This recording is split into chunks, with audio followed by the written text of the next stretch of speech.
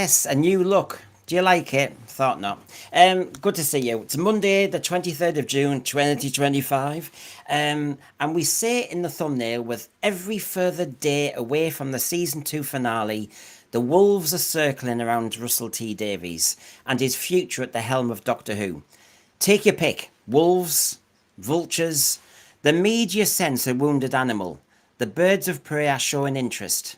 So it's going to be a really good discussion today with plenty of evidence and plenty of leaks and all the usual stuff that fans love. And I've got my friend on. We're hot to trot. Here he is. He's John from Sci-Fi Chronicles 79. Hiya. Hi, mate. How you doing? Long time no see. Yeah. I mean, I feel as I haven't talked to you for at least a few minutes. Yeah. So yes, the Wolves are out. I do sense I'm an English teacher. Did you know that? Yeah. I Is just this a remake of Tooth and Claw that you've put up there now, is it? Yeah, well, this is it. It's all very meta. So basically, people, if you're new, thank you for joining us. If you have seen us before, you know I do try and structure it and give you the headlines. If you can't hang around, then at least I've given you the headlines. And of course, these are my headlines that will be discussed today with evidence, always evidence. Negotiations with streamers seem to be challenging Russell T Davies' vision of Doctor Who. Ooh. Disney identified his vision as isolating to viewers. The ratings obviously are poor. I mean, hello, I shall tell you something new. The leaks of season 3 looking tired. Yes, there's been leaks of what season 3 could look like, and we'll show you. Russell Davies is just rehashing old content. There's just nothing new. Russell T Davies is the obstacle to the reboot or to a proper refresh. I mean, Billy Piper, for example, we might discuss again, appearing at the end. That's not a reboot or a refresh. That's just same old, same old. And finally, John, Russell Davies' rivals are circling. There's people pitching, saying they're interested. There's even Stephen Moffat has actually leaked wise. There's discussion that he's got ideas. Interesting. I tell you what, they always eat their own, don't they? Yes. Again, you had Straczynski recently. He was pitching for work, wasn't he? It's a time when the BBC should be listening to various people. They should be basically shortlisting people, having them come in to pitch for, bringing Doctor Who back in a professional manner and as a serious science fiction show. But if they don't, the blame falls on their shoulders, doesn't it? We need a variation now from what has come the last few years. I think so. So that's what the show is going to be about, everybody. You can see we will evidence each one. We'll discuss it. Thread join in. The Who pets are around and about. A couple of new videos for you as well. So I think we're hot to trot. So we've had the brand new news intro. We've had the headlines. Now we better get going. So basically, this is just to kind of set everybody up. So don't worry, I'm not expecting you to kind of photocopy it. But this is the context. You can take your pick. I'm not going to list it all now. We're all Doctor Who fans. We know the score. End of season 2. If you want to talk about the ratings. Is there anything positive to glean or negative to glean? What do we do to deal with this? The answer might be to refresh. Character development. Well, Gatwa's charisma was praised, but the emotional regeneration, underdeveloped 15th Doctor, the Ruby and Belinda arcs and Poppy, the progressive themes, future uncertainty, and the whole style of the show. I mean, take your pick, folks. There's a lot there, which you can see how I've set this up. I've summarized where some people in fandom have said it's positive. I've also taken the negatives, and I've also recommended a few things. But that's just the context. That's it. That's just where we are today, John. Yep, absolutely. I think, I've seen your shows. I've seen you looking at the data. And you've looked at the data from different elements, and again, it shows it's in decline. So it's from what I saw from what you put out the other night. If confirmed to be accurate, then it doesn't surprise me about what Disney have said, and that internally about what they thought of Doctor Who. And I would say that you've got to be doing pretty bad if Disney, one of the most diverse companies on the planet at the moment, are turning your show down. Yeah. Oops. And this is all because we got RTD back, and this is just our warm up, everybody. Don't worry. I'm not. What's happened to his rescue plan is all I ask, and I think that's what Disney asks as well. After the Chibnall era, Mayday, mayday, emergency, emergency.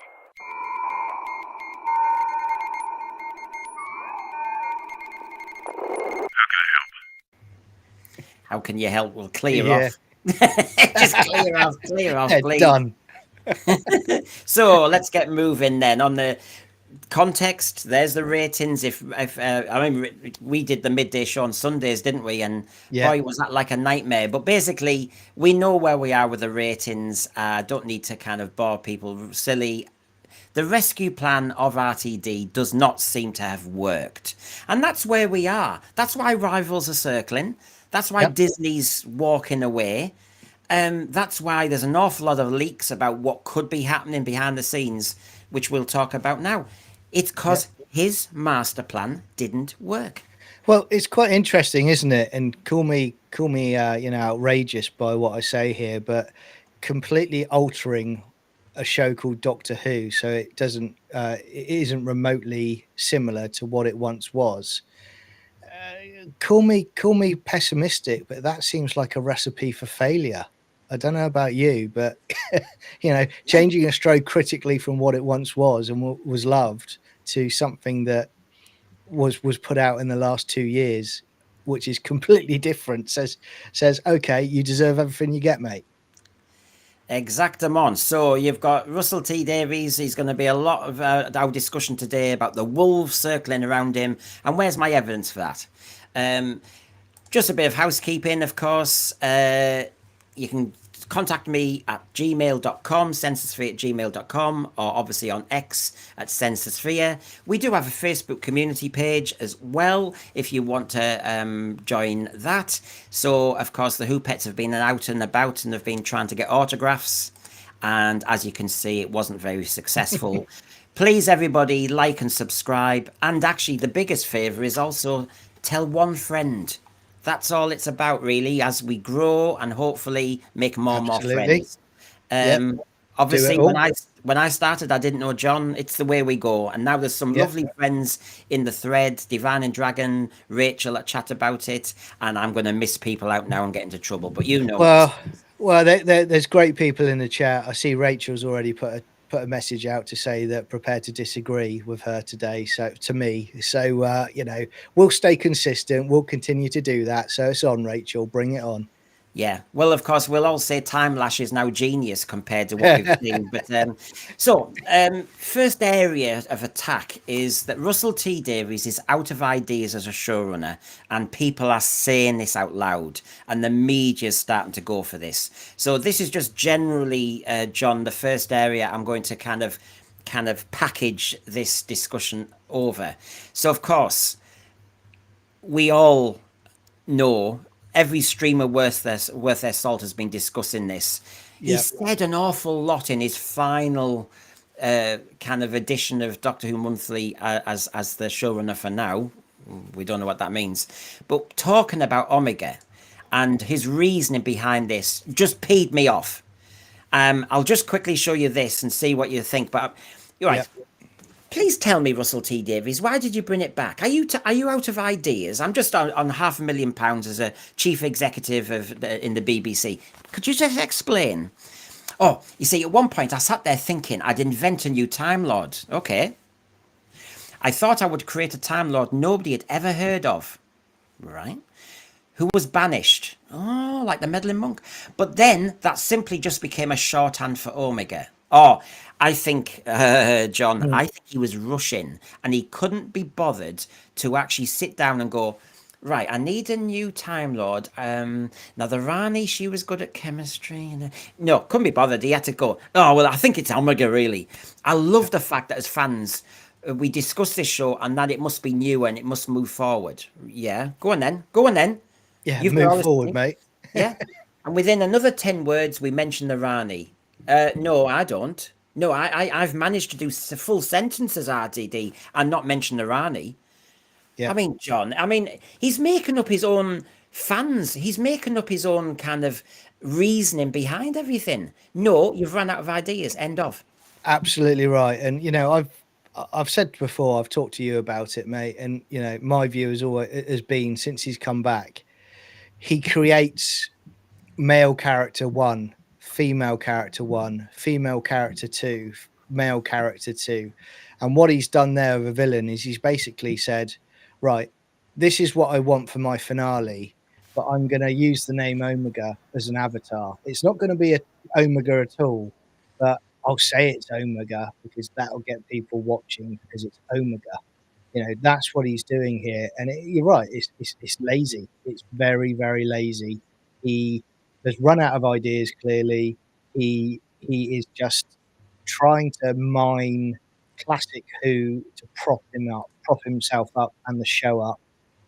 It's a real sorry state. I did see online this week people are saying about, has he used Chat GPT to write the script? Yeah, yeah.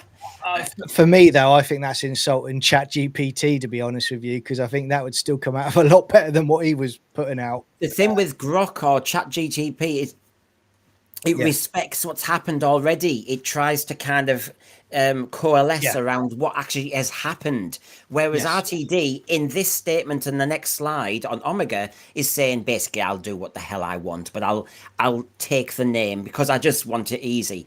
Not having it. Jess, whoever, wherever you are, the Disney report was truly shocking. Asking once again, how could they let him get away with trashing Doctor Who?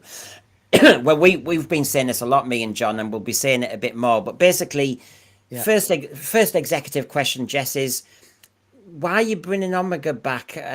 Does that bog down the narrative with a lot of explanation? Yeah. I mean, wouldn't it be exciting to bring a new Time Lord into the game?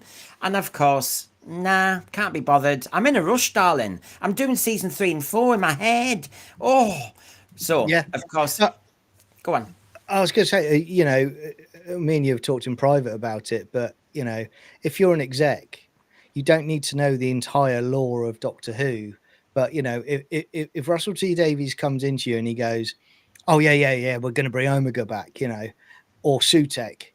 Look, Omega, 2 stories, the 3 Doctors and the Arc of Infinity. You don't need to know the lore of the show, but you could at least go and watch those 2 stories and do your job. And then when he comes back, or when you speak to him next, you go, you said you were going to bring Omega back. How are you going to bring Omega back? Talk us through what you're going to do with Omega. And then when he's pitching what he did, you push back and you say, well, hang on a minute. This sounds completely different to the character that's come before. What's his reason? What's his purpose? Why is he in the Underverse? How did he get there? Is he the only person that's trying to get out of the Underverse? Wouldn't there be more beings trying to get out of the Underverse? Talk us through the process. I think you need to go away and you need to flesh out your scripts a bit more. And that's what should happen, but that's not what is happening, isn't it? And yes, it's a baton relay. Chris Chibnall as given you a hospital pass, and basically because of the Timeless Children, there's no Gallifreyans left and all the rest of it, so you're in a mess, RTD. Okay then, well, if I brought a new Time Lord, that's difficult, so it'd be much easier if I just had this godlike Omega figure, really. And you can just see the laziness in his spools because he can't be bothered to do something new.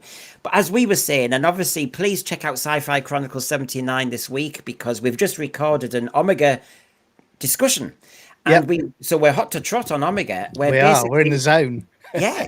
If you compare 3 Doctors, Arc of Infinity and the Reality War, look, we're not just saying he's changed what he wears. I'm sorry, but it is just fundamentally not the same character in every shape or form. From being tangible in the room to a CGI stunt to having pathos and sympathy, and each doctor, the third and the fifth, had sympathy for the what they had Yeah. to do to Omega, and he was a threat to the whole of the universe. In this version, he's not much of a threat if you can shut the cat flap like Larry Grayson says, shut that door. Yeah, exactly. Yeah, it's like, well, again, what is Omega's purpose for being there? Why, you know, Omega should have been done as a separate character. If you're bringing Omega back, you've got to raise the stakes, and you've got to say you don't need the Rani in there.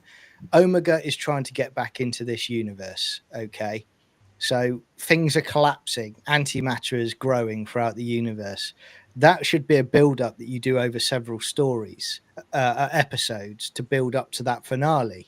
But they didn't do it. They just put him on screen for 3 minutes. It's just nonsense, isn't it? It's so lazy. It really is. It's not Yeah. anywhere near the Omega we knew, is it, mate? No. And as people are saying already, he was banished. Learn your folklore, learn your canon, RTD. Oh no, and I think I better come to actually what he did say next, because of course there's a reason why he doesn't have to look at Arc of Infinity or Three Doctors, everybody. He just doesn't have to. Let's remind ourselves of how good he is. A lot of things. Oh yeah, he blames the Time War. Oh, that one. The Time War is responsible for everything. A lot of things said about Omega were not said in the original series. You have to accept that 40 years have passed. The Time War came along and everybody's history got changed. What do you mean? Just like that? So you mean... Yeah. So I get you now. This is like the Mavity gloves. This is this nonsense thing. So basically, Davros, it might have 3 legs now. The Daleks might be spinning plates. What the hell do you mean? That's a load of nonsense. Well, this is right, and me and you have discussed it, and we'll discuss it again. My view has always been, well, that makes no sense in continuity of Doctor Who, because Omega is in an antimatter universe. He's not in this universe. So whatever's going on in the Time War is not going to affect his universe. He's got his own reality. It's got its own time system. He is separated from this universe, and this is what I don't get. It's just another lazy comment from him, that he knows, doesn't he, mate? He knows what he's doing. He knows writing it's lazy, but he just can't be bothered to flesh it out. And look, we're Doctor Who fans. We know that sometimes you don't get the watertight explanation. We understand that. But he's getting away with it with 73 yards. Why was that woman screaming? Not telling you. He just continues. By generation, he came up with on Unleashed with that nonsense about actually all the other Doctors might still exist. And then Peter Davison and everybody's going, what? So this is just for your universe?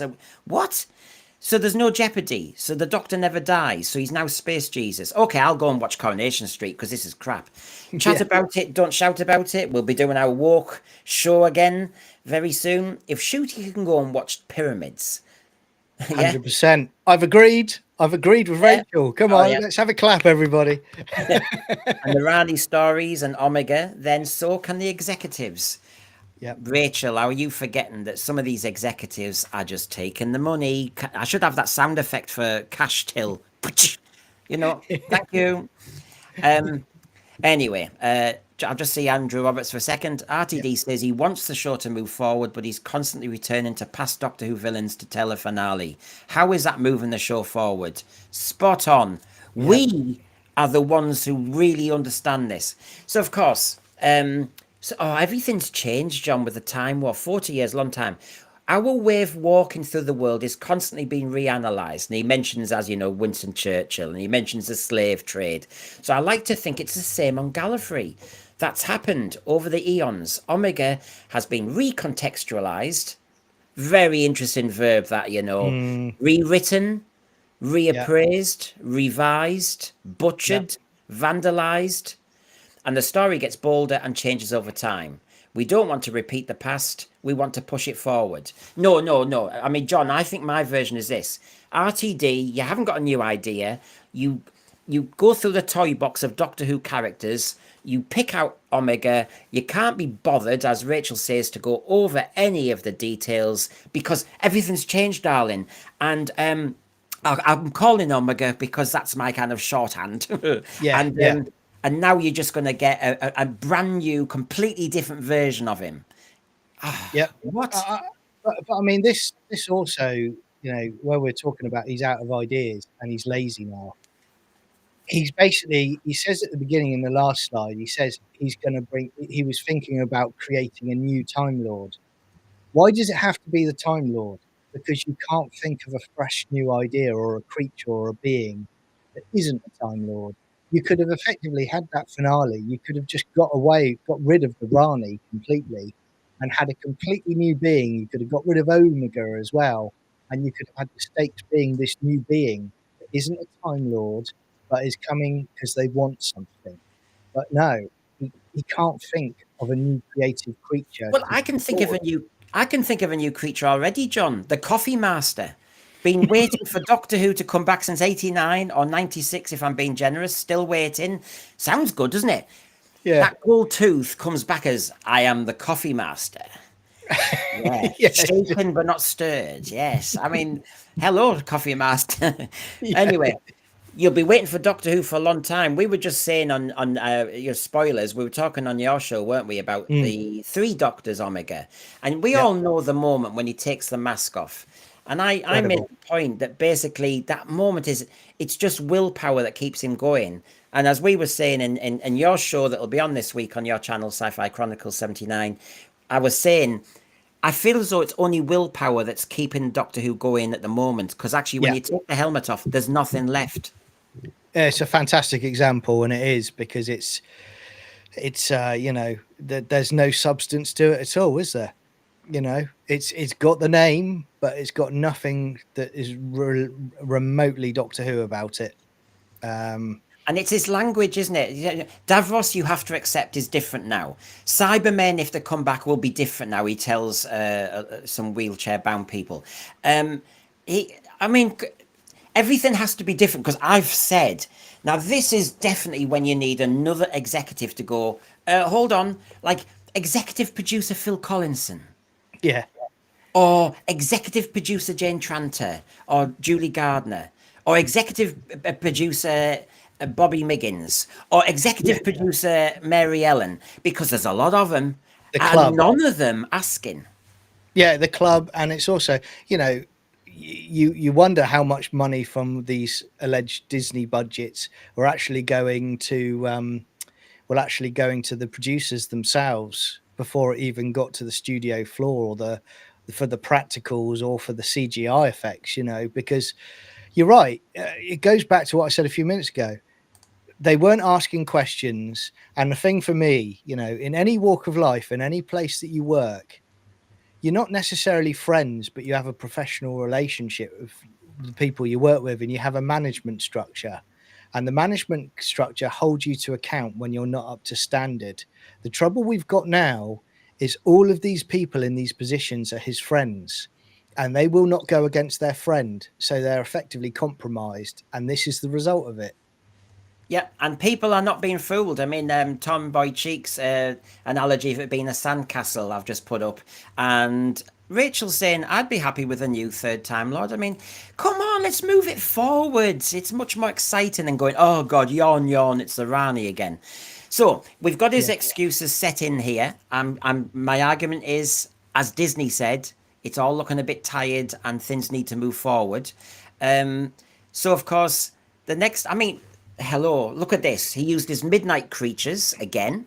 He brought the Rani back, Omega, the Toymaker, Sutek. I mean, he's only done 16 episodes of Doctor Who, and you're going, mate, you were really, and Susan, you know, it's like, no, this is, we're getting into dodgy fan service. We're getting into the dodgy areas of where we feared 80s Doctor Who might be going. We keep talking about the past.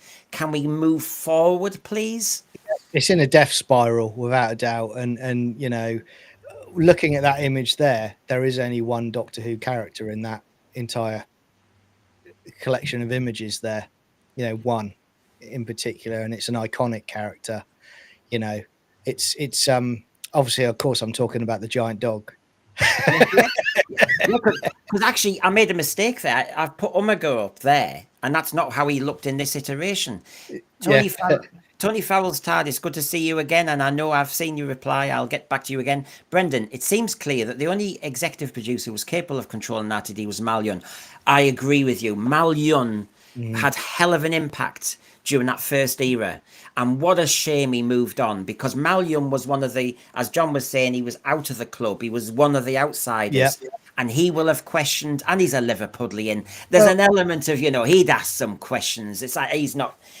Yeah. I remember his Doctor Who magazine interview in 2003 when they'd announced it was coming back, Mal Young, and he was basically saying that he'd spoken to RTD and they were saying that, the essence of the Doctor, they need to, I'm paraphrasing, but they needed to stay true to it, and we will definitely do that. Well, fast forward to 2025, that's gone out the window, hasn't it? It's Totally. The Rani wasn't what we expected. The Sutek wasn't what we expected. Omega wasn't what we expected. Doctor Who wasn't what we expected. We need somebody who actually says, why are we spending all this money on this CGI? Why are we spending all this money? We're not getting what we want. And I'm actually scared to death that the Sea Devils in a spin-off will not be what I expect either. No. You're not serving the fans, and you're not even serving new people, because we all know from the ratings it's serving nobody in particular. As I've said to you before, mate, when you talk about the war between the land and the sea, my head growing up, my head canon was always, I wanted a war between Earth and humans and Sea Devils. Yeah, and that would have been great. We're in the wrong era for it, but my example would have been, a good story would have been just doing Daryl Joyce's images, of Sea Devils, his reimagined Sea Devils. I want them to be attacking like a coastal village, that sort of thing. But we're so far removed from that kind of, what I'd say, Philip Hinchcliffe level sort of horror, gothic horror element, which is, you start bringing that back in, it's people are tuned into that. Look at the Rani being used as a mouse to be fed to Omega in that shot. I mean, yeah. It's up there with the robot and Sarah Jane Smith, I thought. Wasn't it? It's just like that. But everybody, Rachel, except I wouldn't have turned Sutek into the dog.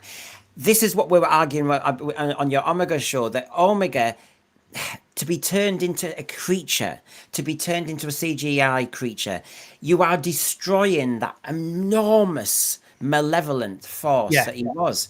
And of course, I'm not saying it. Marie Baker's saying it. What did she say? Yeah, I've noticed viewing figures are down. Thank you for your support. We had no idea the BBC were going to do that. Oh my God, if I'd Rachel on now as an actress, how would she say that? We had not an inkling, not an idea how the BBC were going to do that. I mean, it sounds scathing to me. Well, it is, and it just shows how little respect they've got for the ones that came before that created these fantastic characters.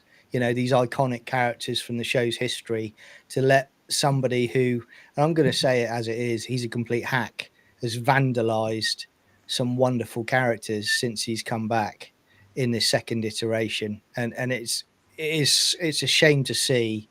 And, he cannot be allowed to have any more input into Doctor Who going forward. He is that much of a liability to the future of the show, the franchise itself, because the more he's involved, it's going to take someone a lot longer to try and unravel all of the mess.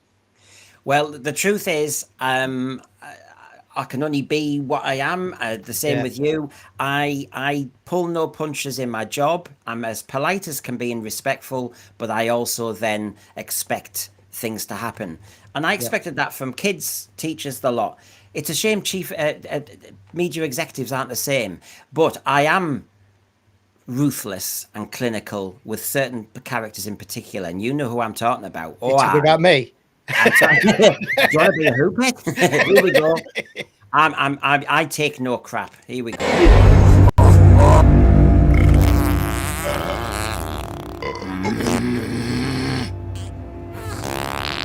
I'm dead scared, and I'm dead. Which of you is not pulling their weight? I will sack you. I want more shonky chats. I want more money. Power. Not the hairdryer treatment. I haven't got enough hair. One of you will be off the channel tonight. One of you. Hell's teeth. Not even my wife is this scary.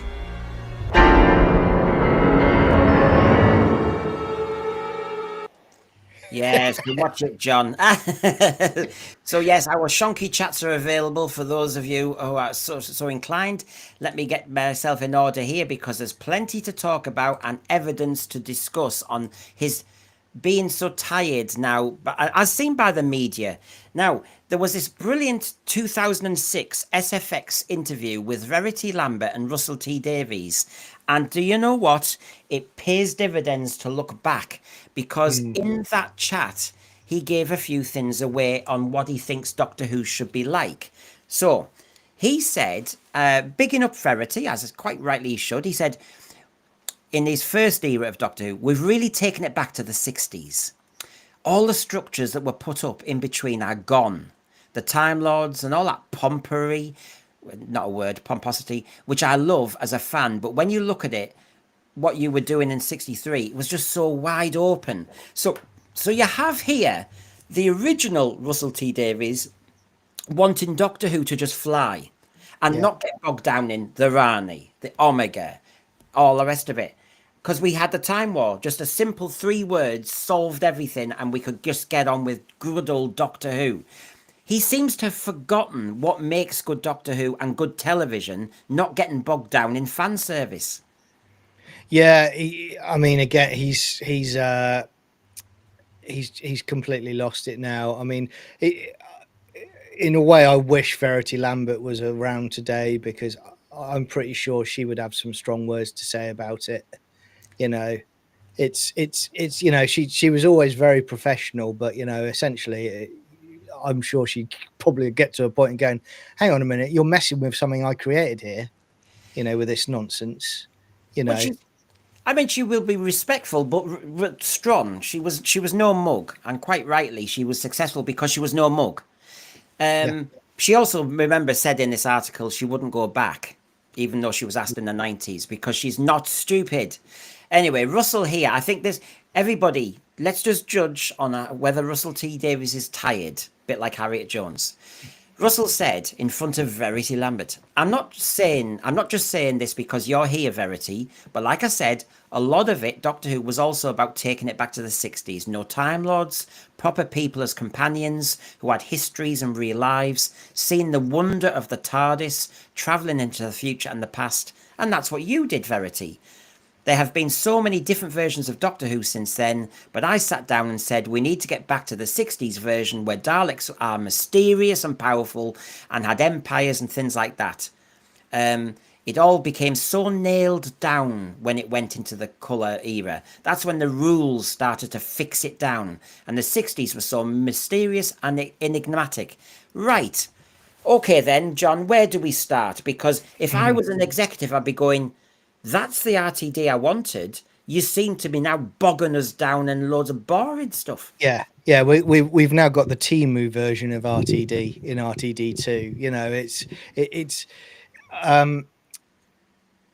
with what he's saying there about Daleks and empires and stuff like that. Well, the RTD we got now hasn't even had the Daleks. In fact, no, we had him once when he made a joke. And then made a joke with a sink plunger to devalue the Daleks.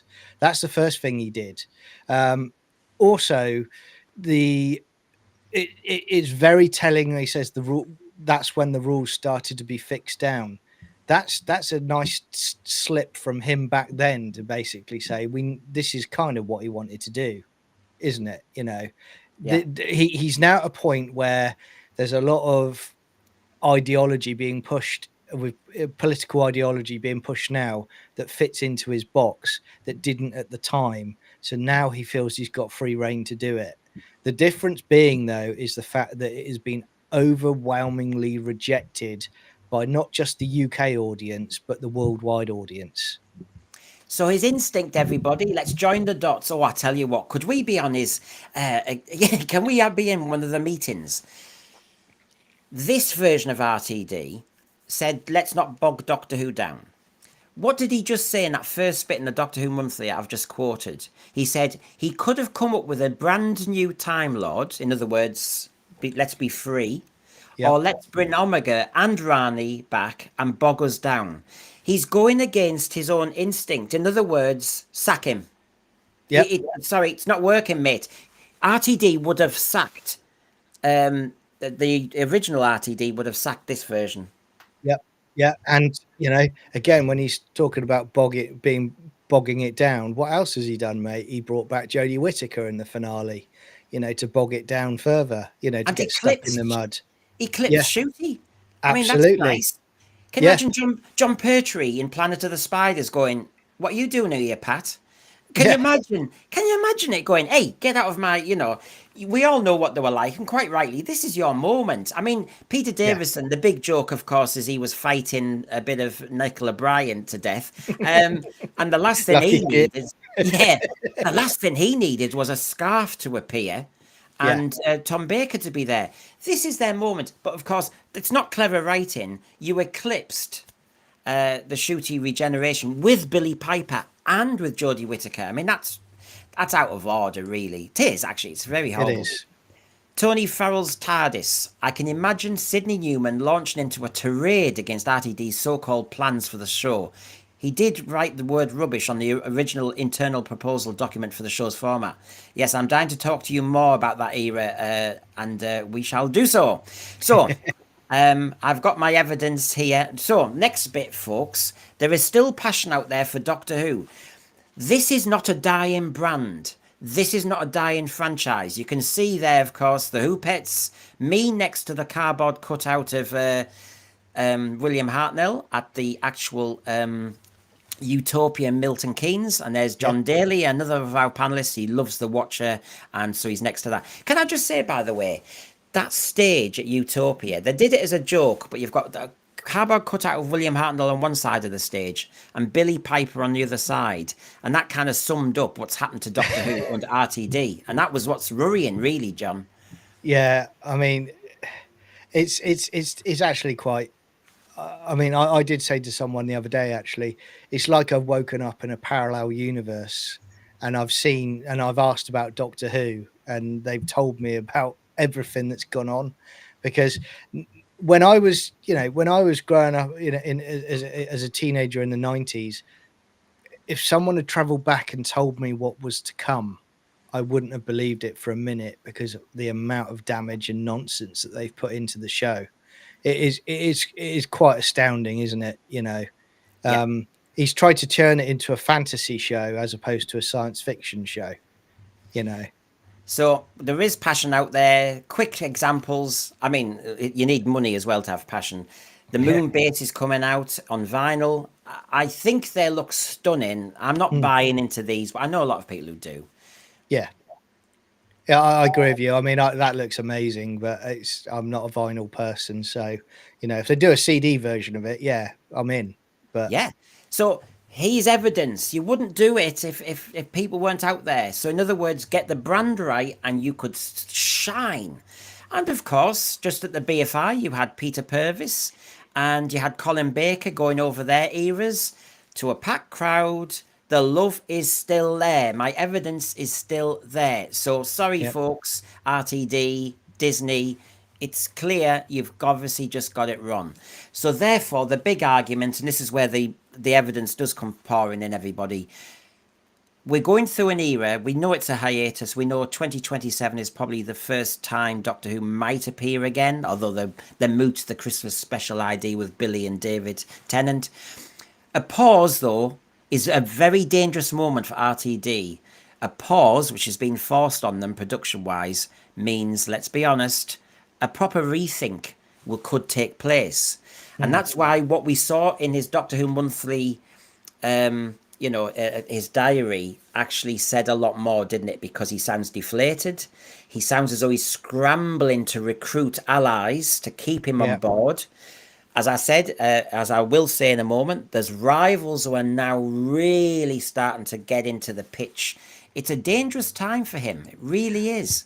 I do think he's gone. I think he's gone. I think it was quite a while ago, when we heard the news about he was going off to do a Channel 4 diverse show, For me, that was the first sign. I thought, he's gone, because he's gone or the show's cancelled.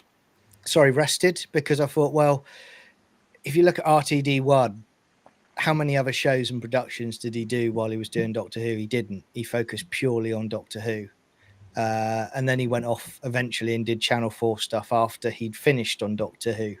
So I think he's gone. I think he's signing off now because he knows, he's known for some time that Disney are out. No one else is overly interested in taking it on unless there's stipulations put in place, which he doesn't agree with. And I think that's him deflated, but I also think there's also a little bit of a petulance there about him going, well, if you're not going to give me another series, I'm not going to write these columns anymore. I'll see ya. Yep, and that's it. And we all know our levels. So I can see Garbage and Divan and Dragon trying their best, saying, there are shonky chats available and everything, but I give you some freebies as well. I was a teacher, don't you know? And that's why I talk about this stuff. Here we go. Did you know I'm Brendan Noble, former teacher? Yes, we know who you are. Hello. Doctor, wouldn't mind cloning you. Typical sense sphere. Was that Secret Diary of a Doctor? Was it? Yeah. That's Garbage's fault. God knows what he's up to in his private life. But yes. Well, we've got Billy. I'm giving you a bit of everything. Was that more new Who or old Who? There, you got a bit of everything there. Got a lovely Sea Devil. Saying this is typical sense for you. The Sontaran got a mouthful there going, what the hell? But yes, yes. Forget the chocolate. I'll have Billy. Thanks very much. So yes, the Doctor Who Monthly article does serve in lots of ways when you look at it, and it does show you the desperation and some of the dangers. The famous bit that everybody's talked about, I'm just going to remind you of this. I'm not going to do a show on it, don't worry, because everybody's done that already, including myself. When he says, we don't know what's happening yet, and while everyone works that out, I'll take a pause on this page. Well, that makes sense in many ways. And thanks to Doctor Who Monthly, blah, blah, blah. Hopefully, we'll have some news soon, and certainly spin-off, it's about to break out. So there are great things ahead. We all detected his deflation. We all detected there wasn't much hyperbole going on. We all detected there is clearly a problem. And like I said, a pause means there's a chance for the BBC to do a rethink. And I think reading that statement and a few others that I'm going to show everybody, clearly he's worried that he is now on the outer. He's now worried that he's unable to really make the decision about whether he's allowed to continue into season 3. Yeah. Well, again, this is the moment when you learn whether there are actually some intelligent and sensible people at the BBC. This is the moment, because if they allow him to continue, you're going to get more of what he's done before, and you're going to get more of the ratings tanking and dropping. It will be the destruction of it completely. He needs to be removed. He needs to move on to other projects where he can write his diverse shows till the cows come home. But Doctor Who needs fresh ideas, and it needs people to take it seriously again. Science fiction. Go back to the core science fiction element of Doctor Who. That's it. Definitely. Michael Nemo, very nice of you to do that. Doctor Who is now, let me get my language right. Doctor Who is now as if I opened a burger place, and when customers come in, tell them about how they're unhealthy and serve them what I think they should eat, and then put them down for not liking it. Yeah, exactly. Yeah. The customers are there. They want Doctor Who. I'm sure they want it a little bit darker in tone, or just a darker narrative. I'm sure out there they want their kids to sit next to them because they're actually scared and don't want to watch it upstairs. The dads and the mums want that moment with their kids again. And, they can do it with X Factor and various other things. We want our Doctor Who doing that. But instead, lecture, messaging, boring. That's what's happening. So I think your analogy, Michael Nemo, is spot on. And I think the puppets, obviously, the Who pets. Oh, God, I call them puppets. Oh, they'll go off their rocker.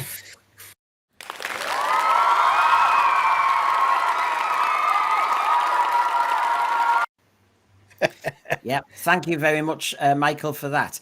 So that was just our starting gambit, of course. But of course, within the article, there's so much stuff. So yes, we may not know what's happening yet, and while everyone works that out, I'm sorry, but the language sounds as though he's not part of that. While Yeah. everybody works that out, because remember, he's the kingpin, really. I know he needs co-streamers and he needs people to sort out the budget and everything because it's a big team. However, the language is starting to sound like I'm waiting for some other people. Yeah. I think it's dangerous.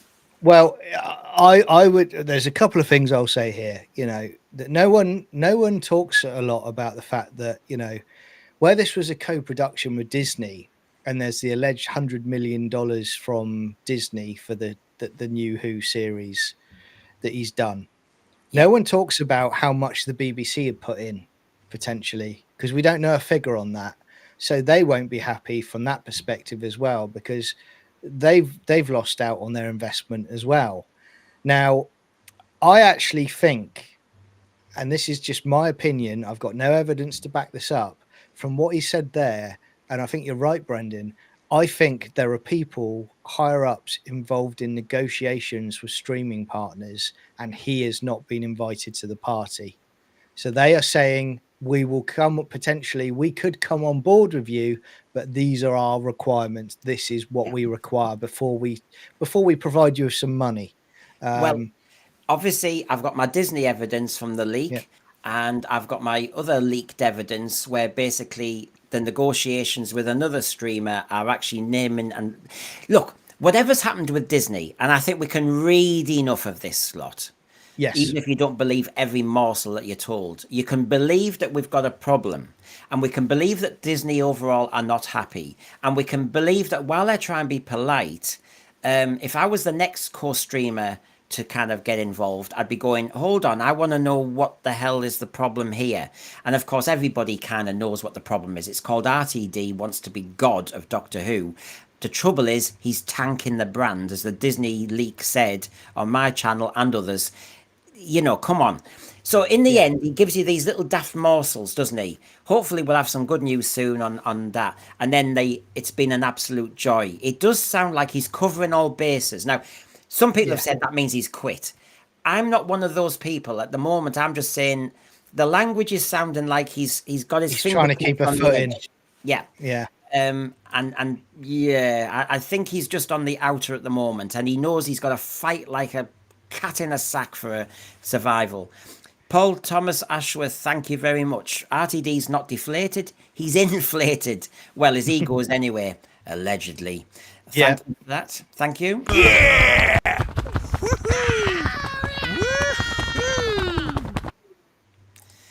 That's it, they're dead. So that's the end of them. We know from his news round interview, he talked about the pause happening. So production-wise, that's an issue. I know from Utopia that Benjamin Cook and Rich Tipple said the colorizations are on hold, waiting for decisions. So everything's on hold. So now I really get the sense that everything's to play for. And that's why in this discussion, I'll show you the rivals, their ideas, the tired ideas that are leaked about season 3, and we can make our own conclusion what we're thinking. Go on, John. Well, I was going to say, you know, you're right. Everything's to play for, because everything would be on hold. Because when you look at it and you think to yourself, well, hang on a minute, the money that's been put in, the colorizations that you said on the show the other day, allegedly it had to be done. RTD was demanding that. The amount of money they've burnt through and the results they've got out of all of it is laughably bad. You know, if you were an exec at a potential streaming partner, you would be damn well making sure that there were a lot of requirements on any money that was going to be released to a production, you know, based on the evidence that they've had for the last 2-3 years. You would lock it down, wouldn't you? Yeah, exactly. And Disney have wanted this brand for ages, and so to walk away is a big deal. Wayne Parsons, serious question: what are the people who like this era, seeing we're not? Are they just supporting the message? Are they too young to know any other Who, or is there something else? it's a big question. It's a really good question, which is, I often, and you remember, it's an open invitation. People who did enjoy season 1 and 2, come on. I will be fair. I will give you time to speak. I won't, I'll be just the same because I am actually intrigued. It's proper curiosity. I will push back and ask you another question, obviously, because I don't understand it myself. But yeah. So anyway, obviously, I'm not going to bore everybody with everything I've already said about the Disney details. I'm just going to refer to them, and there's the detail there about all the audience criteria. I'll just show you a second, John. There's the audiences have collapsed in every demographic. Key demographics that the Disney wanted to do, nah, it's not happening. The teens and millennials particularly found it isolating. And so basically, in a nutshell, Disney was saying you need to refresh. You need to pause. We did it with Marvel, you need to do it. So hello, that's why I'm saying what I'm saying. But as the BBC are pausing, partly a forced pause, the rivals are circling. And this is what's getting tasty now. It's a bit like that Star Trek moment when you know that the game's afoot. Yeah. Let's have it. Cry havoc.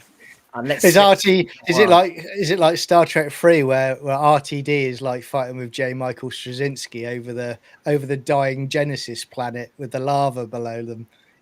Please, Well, I've got that in my head now. Great image.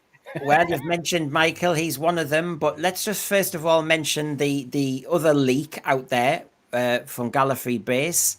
And of course, I've mentioned this one a little bit before. So again, you know my score. I don't do repeats. I will just refer to it as evidence. And of course, the whole point of this leak is we learned a few things. And so I'll go a bit bigger to be fair to everybody. In essence, they've got ideas and people are apparently interested. However, RTD is said to strongly believe that the show's fun, campy tone, the approach taken during the 2005 revival, is the key to its success. Where's the evidence? I could bore you with all that rating stuff. Disney have walked away because of all that rating stuff, and it's too niche, it's too isolating. And what did Disney say? It's a hard sell. So why are we sticking to this? RTD, be flexible, adapt, change, you run. Yeah, you're right. And, he's written this series for a minority of viewers, so if you're a streaming partner, why are you going to invest lots of money? And it would be a lot of money to produce it in a show where you're only going to get a minority audience. You're not going to get a mainstream audience. Again, if this is true, this shows you that he is a major problem, and the issues we have are the fact that he considers himself of emperor of Doctor Who. My way or the highway basically is his mindset now, if that is true. And again, that is again grounds for go in a fresh direction. Well, I mean, I'm sorry, but if you play that word association game with people, the psychologists sometimes do it. Right? Okay, you've got one word to describe Doctor Who. What? Fun and camp are the words that would come to mind. No, they're not. That's under you, RTD, and that's you saying I'm not going to really allow anyone to go further back from 2005. You go to my first era and use that material. Only I can go further back. Well, I as you know, I put out my review for Dalek Invasion of Earth the other day, where he's saying fun and camp. In that story, people die in hideous ways in that story. It's a very dark story, and that's where for me it's not a kid show, it's a family show, because you've got that element in one part of the story. You've got Susan hugging David because they can hear the guy saying, "You killed my mother, you killed my brother," and then you hear the Daleks exterminating him and a horrible scream. That's not fun or camp. The fact of the matter is, he is seeing it as fun and camp to sell his idea and his own personal vision of what he thinks Doctor Who should be, which is failing. Totally failing. Paul Tosland, there's no way another streamer is going to be interested unless, one, the whole team is replaced, two, if the team isn't replaced, that they will want a majority creative input, and I'll come to that in a moment. But Kevin Taylor, he's the kid in the back row. Brendan, I thought you were a German teacher. What? How? You know what? Who are these people? They come here. It's a bit like I've done a supply lesson, and there's the kid going, I don't know him, and I want to give you a bit of slaver until they realise that I'm a bit of a Jekyll and Hyde. Kevin Taylor, I know where you live. Marked card. I'm going to send one of the hoopets round. You're for it now. So yeah, camp and fun, bog off. But of course, hello. Didn't we all love the maestro, darling? Oh yeah, and the Jinx Monsoon comments, with you can all clear off because there'll always be 5 more of us to replace you. That turned out to be a great quote, didn't it? Because it clearly wasn't the case, was it, Jinx? No. Does he mean camp and fun that he can play dress ups with his favourite actor? Because it hasn't worked. And as Disney have advised in that leak, you really need to recalibrate, refresh. And I actually think, and also the narrative and tonal inconsistency was slagged off. And that is partly to do with this. Give him a costume, give him an outfit so we can recognize him. You have balled this up, RTD, because you wanted to play action men. Yeah, absolutely. And again, look, none of those characters for me speak Doctor. I would argue, okay, at a push, I'd argue potentially the one on the left, maybe the long leather jacket, but the rest of it is just like you say, it's playing action men. It's let's see what I can do in my diversity sandbox, because I'm in control of this show now. It is terrible. I mean, again, if I was to travel back in time and say to somebody, look, I'm going to show you an image that's on screen now of current day Doctor Who from where I'm from, they would look at that and go, what are you on about? Yeah. What he wears a skirt, what the hell's going on? Yeah, and as I said the other day, some countries that the Disney were trying to globally stream to were going, no, this is not how we present a male character. I'm sorry, you can't change everybody's values in the world, RTD, to impose your own because you go down Canal Street now and again, darling. And every 15 and 16-year-old who walks past you seems to kind of say, I had so much pleasure from your scripts, and they all go off. Yeah, hello. Michael Nemo. Yeah, no. Michael Nemo, thank you again. Which is better? There you go, John. McGann's Doctor Who movie or all of the Whittaker and Gatwa episodes? You've got 2 seconds. I call it strange, but I might go for McGann on this one, actually. I don't know. I know it's strange, isn't it? You didn't see me coming up with that answer, did you? And we do know, we were actually saying it earlier, that there are drawbacks to what they did in the movie. And actually, RTD cleverly, the first time round, acknowledged that, which is launch Chris Eccleston, you don't need to show regeneration. That sort of thing we learned from the movie. It was lovely to see Sylvester McCoy, and actually I liked that version of Sylvester McCoy, but it had problems within it. But yes, I agree with John for the sake of argument, and thank you, Michael Nemo. Here's a nice reward.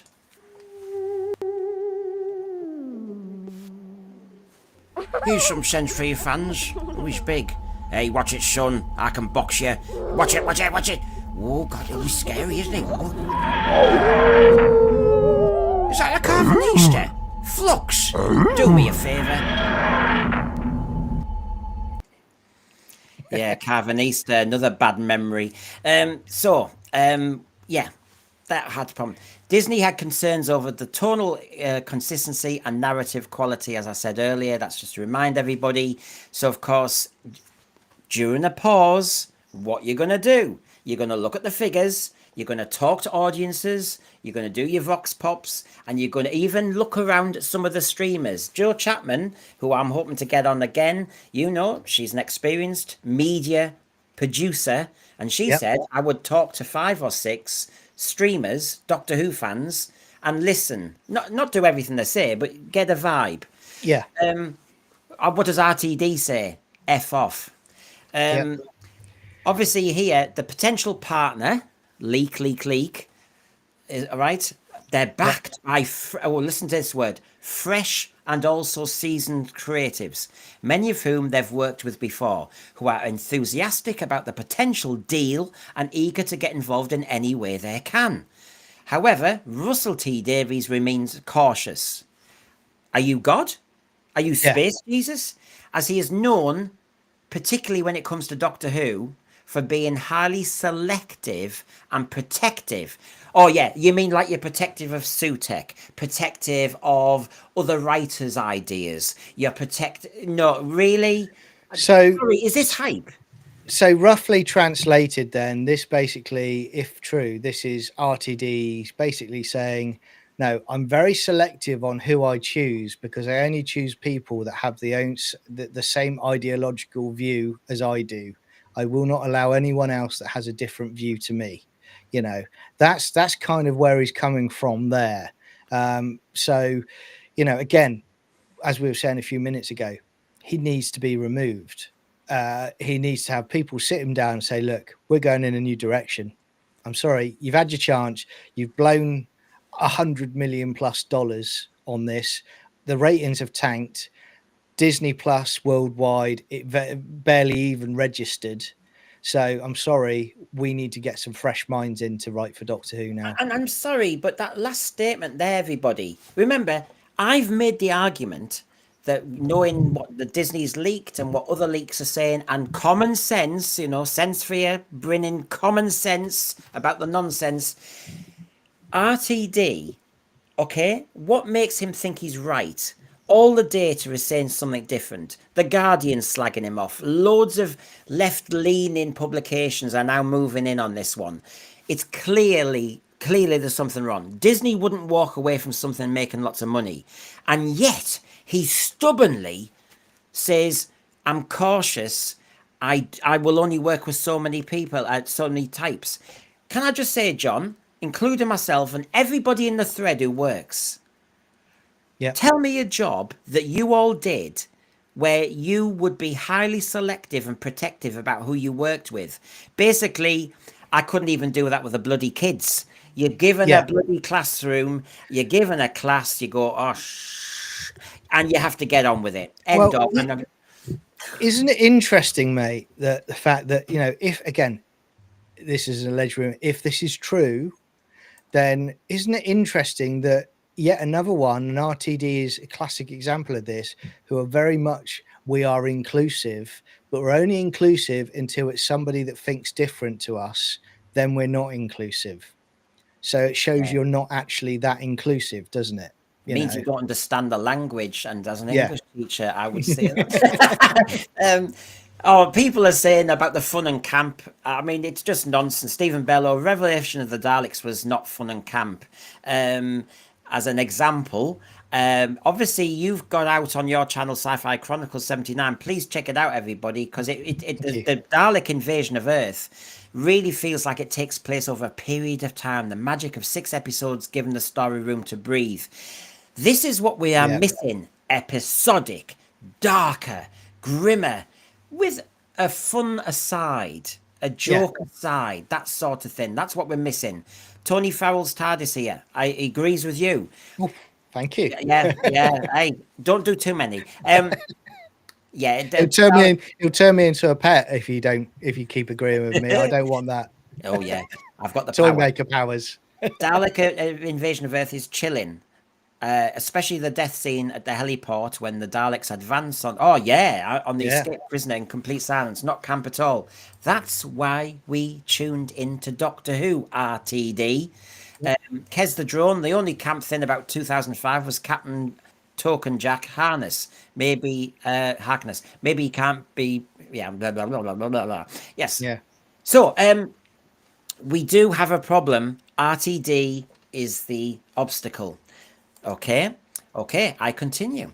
At this stage, both the BBC and Bad Wolf at this stage are back in RTD's vision. You know, the one that hasn't worked. This is me being a Middlesbrough football fan, and we've had awkward season or two, and the chairman is working out whether he should sack the manager or not. And we all know they're talking about it.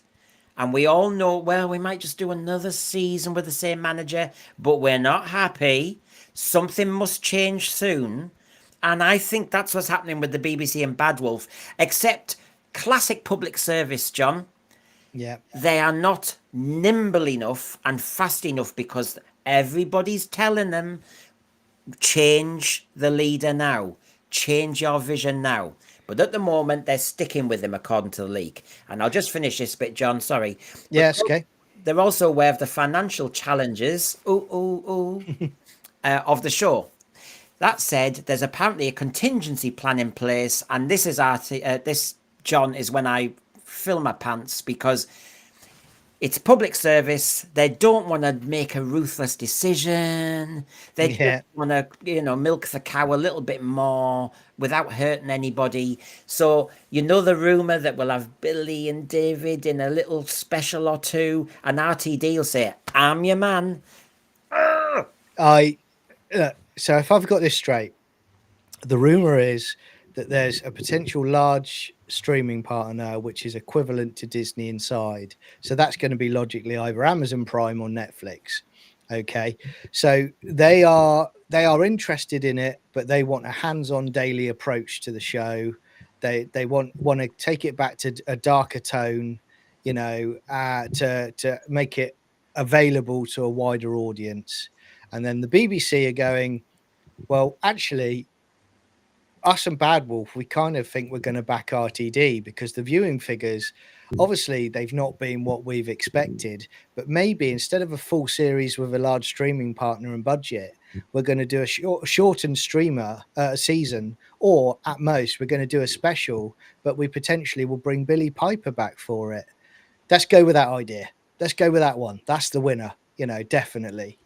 Again, this is where I'm at a point now with the BBC. And as you know, my dad worked for the BBC for years, but the BBC he worked for is long gone.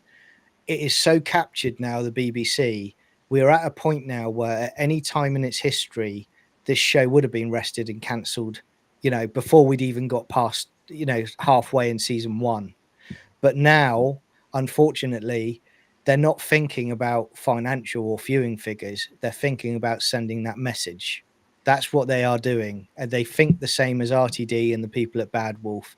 And that's what you've got to get over the line. You've got to get over these people that are blocking something good from happening. It's a blockage. And Pure Historical's asking a good question. But I have to say, for the sake of brevity, I think my answer at the moment is he's had 2 goes at this. Verity Lambert in that article says she wouldn't go back even though she was asked. And she quite rightly could have, of course. But what would you want RTD to do if he were to remain showrunner? Well, clean toilets. The trouble is, completely change what he's set his whole pitch out for. No person would do that. He couldn't live with that. And I wouldn't, if he has respect for himself, he wouldn't put up with that. So I can't actually give you an answer that would satisfy that. I think he has to go. He's had a good go, and I'll respect what he did in the first era particularly, but he's got to go. I just saw in the chat as well, Mr. Squinty Mint says he doesn't believe that these rumours are true, that there has been a bust up. I respect that decision, but to be honest with you, the evidence over the last 2 years, I think that there has been a disagreement between Disney and the BBC and Bad Wolf, because wouldn't you be extremely upset if you'd invested that large amount of money and the quality of the production you've got for that financial input? You would be asking a lot of very tough questions, wouldn't you? Yeah, I've heard. Disney are wanting to amicably break up with BBC because obviously they over years will have moments with each other. Of course they will, but RTD has really made it difficult. And the truth is, Disney was respectful of his back catalogue and knew or thought he could bring something to this era of Doctor Who. That's changed to the point where they've left. Remember, they delayed a decision. They were going to do what everybody in the media does. As season 1 is doing so well, that was the plan, they would tell us season 3 was getting commissioned. Then they thought, we'll wait. Season 2 didn't improve. and all the rest of it. And this is what I mean. Bad Wolf are waiting, what, for another season before they sack RTD? How long do you go? It's mad. I hope I'm saying your name right, but obviously we've chatted. Eta Mirabilis. It's worse than that. RTD has effectively blown 100 million on a failure without taking any suggestions for success, and in the end, totally embarrassed the BBC for collaborators in the future. Yes, he's weakened their position. It's not the same as before. If I was a savvy streamer, and you can't be a global streamer and not be savvy, right? It's a damaged brand. It's a damaged brand, isn't it? And I saw in the chat someone was saying as well about Netflix. Netflix are ruthless. They are, and they're right about when they cancel shows, because what Netflix do, if you ever see them, if they have a show, if it doesn't hit the minimum viewing figure level that they want within literally a week of that season ending, they announce it's cancelled. They don't mess about. They cancel a show, and that's it. They move on. I think, again, this is my opinion, I've got no evidence to back it up. I think Disney cancelled and pulled out the deal quite a long time ago. Yes. And it's Bad Wolf and the BBC telling them to keep stum for now to save face, and then so that they can get these seasons out, and then they can do the announcement on their terms. That's what I think's happened. And come on, these streamers and big media companies play those games. Of course they do, because it's all PR. And of course, Disney would still like to squeeze the pips, and hopefully the spin-off works or something. So it's not in it for them to say dodgy stuff now. But we can see the timing. Yeah. San Diego Comic-Con, everybody. Yeah. I'll say that for a second. And I'll also say, you watch my Disney stream again, get to the bit where I talk about season 1. After 4 episodes, Disney were asking serious questions. Yeah. They weren't running away, but I think BBC and RTD got enough wind of it, which is they're not liking this. And unless it improves, they're out. And that's when you saw RTD and Alex Kurtzman at San Diego Comic-Con. I think the chronology is there. Well, you look at, and I've said this before, you look at when season 1 was about to come out and all the cocky comments they sent out to offend, viewers, general public, and they were so full of themselves. You look at the launch for season 2, it was like a wake. There was no buzz and excitement from them. It was just plod, get it out. Their entire confidence, this is RTD and co, had completely evaporated away. And I think that is, you're right. I think early on Disney had basically said, "No, sorry, we're moving forward in a new direction now. Wish you all the best for the future." Yeah, we're going to sit on our hands, and in the meantime, we won't say anything, because that's sensible. Michael Nemo here. They didn't market season 2, did they? At all, really? No. Disney. No. Michael Nemo, thank you very much. I will always say that. Of course I will. I'd wager that the potential partner is Bad Robot or J.J. Abrams or Alex Kurtzman, San Diego Comic-Con. They were fishing. They were definitely fishing. But of course, you've mentioned it a few times already, him. And he's on the screen there. I've done a stream about it where I talked about the rivals. But since then, new information, he hasn't stopped tweeting. He has thrown his pitch even further in. I knew he was now a UK citizen. I knew he was staying, and I did a stream about it. But he also is saying this. I just want to remind everybody, just in case Brendan's stream didn't PR me enough. I'm totally open to all options. I just don't want people to get misled. I'm moving to the UK without deals, understandings, or guarantees. This is all about risk taking. There's no fun going up on the high wire if you know there's a net beneath you. So I am here to do something. Is anybody aware of that? And just as you are thinking of coming in, John, I'll just throw a little bit more. There were debates. People were getting back to him and saying that Sidney Newman was Canadian because he was actually saying, Are you lot able to take an American writer as the showrunner? And people were answering back, and there he is. I suppose the question is, would Doctor Who fans be willing to accept an American, even a hardcore Anglophile, with a UK visa for such an inherently British series, given Babylon 5 and Sense 8 and the like? He's fishing. He's fishing. He is, and again, this is not just asking the fans. This is also his public pitch to Bad Wolf and the BBC, and to a potential streaming partner. That's what he's doing. It's very cleverly done. It's very intelligent. I mean, I've heard people say that they don't want him involved because he's a liberal. Yeah, but he's a different liberal to RTD. He is actually somebody who will write something intelligent and put it onto the screen. That's the difference now. He would actually respect the show, and I think he would take it in a new direction. I really do. I'm no expert on Babylon 5. It's actually a treat maybe for me to watch in the future. Sometimes it's great not to have followed everything. So I've got no skin in the game. I'm just saying there's a rival out there who is mischievously pitching. It's a bit like he's just, we used to see it in teaching, oh, have you been in the head's office again? Why? Oh, I'm just telling them the bleeding obvious of what I'm doing. What you mean? You're doing the same job I'm doing, but you have to tell them. Yeah. And all he's doing is saying, by the way, I'm a program maker and I'm here and I've also got a visa. Hello.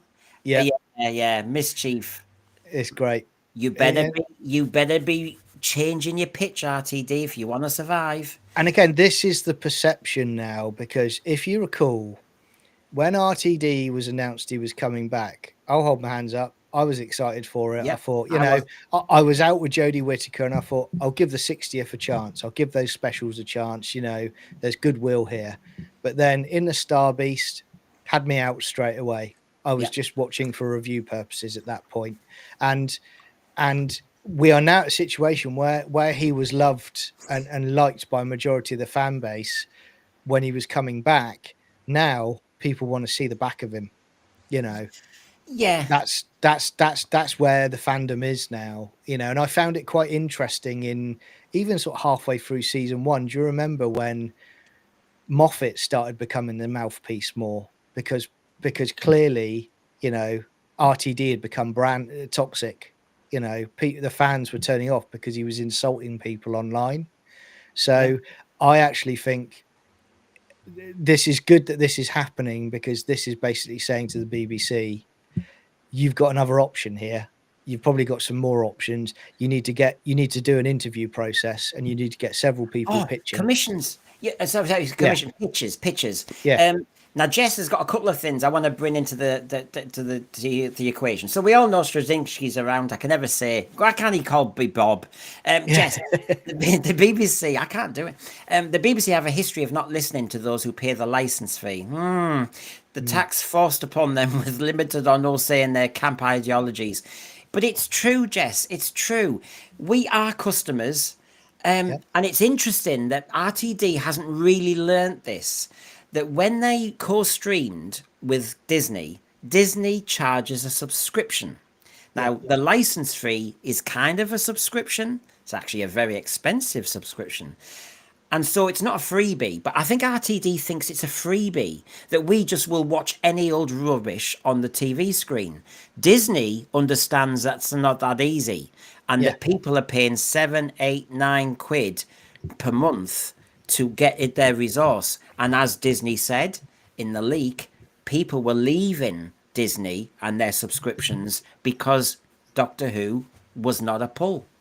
Yeah, I think, I think I said to you, mate, when you look at I think it's Gilroy who produced Star Wars, not the Acolyte, Andor series. Yes. And he came out a few weeks ago and he said, Disney cannot afford to make the Marvel and the Star Wars series that they had been doing on Disney Plus previously. So if you're Disney, if you're struggling to be able to afford now in the current climate to do your own productions, why are you going to invest a lot of money to a co-production that you actually have very little creative control over and is failing globally with viewers? You wouldn't. You'd step No. away, wouldn't you? Yeah. Garbage, who's doing a few jobs at once, and he's responsible for all this puppet stuff. He's responsible for this abomination. Yeah. Did you know I'm Brendan Noble, former teacher? Yes, we know who you are. Hello. Doctor, wouldn't mind cloning you. Typical sense sphere. Sorry, I had to show that again because Garbage has just come up. Blame him. Everybody blame him. A good writer would not use their own political views to write something. That's what these new writers don't understand. Like an actor that can play two completely different roles. So there you go, Garbage. I get your comment up, but then I slag you off. No, I'm not. So we've got in play. And still on this running thin, if his ideas are tired, if his plans for season 3 are not very good, I think he's a wounded animal and he could be taken by a rival if the BBC are savvy. So, of course, I show you examples. So, everybody, can you be judge and jury, everybody in the thread? We'll try and be fair on this one. Do we hold on to RTD? I know you've already decided. Do we hold on to RTD because we know he's got loads of good ideas still left? So, for example, one of them was bringing Billy Piper back as maybe the 16th Doctor, or he's going to do a stunt. What's everyone's decisions on that one, John? No, bin it. Oh dear, not a good start for RTD. We tried, but everybody, that was the day after the show, and I was calling it the Phantom Piper, and there were other streamers out there saying, this is just a stunt. I don't even believe it's the 16th Doctor. We didn't fall for it. Disaster. Waste of money. Waste of an effect. Yeah. I mean, again, it's when you're talking about stunts, you know, that just doesn't garner any kind of interest or excitement at all in my vicinity. It's like, well, it's just straight away, it just came across as lazy and tired, didn't it?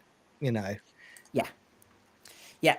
And of course, in the Doctor Who Monthly, he talks about, like, I'm leaving for now. It's been a joy. And then he says, there are pathways leading to potential futures. We've still got the mystery of that bright and blazing ending. Oh, hello from Billy.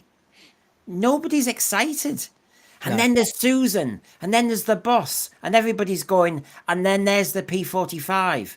And there's the new leader of Doctor Who. And it's not you. Atom, I'll call you Atom. With the exception of the woke people in the Doctor Who community, Davison is well liked and beloved in the Whovian community. I agree. I did 2 streams talking about him, and I said showrunner.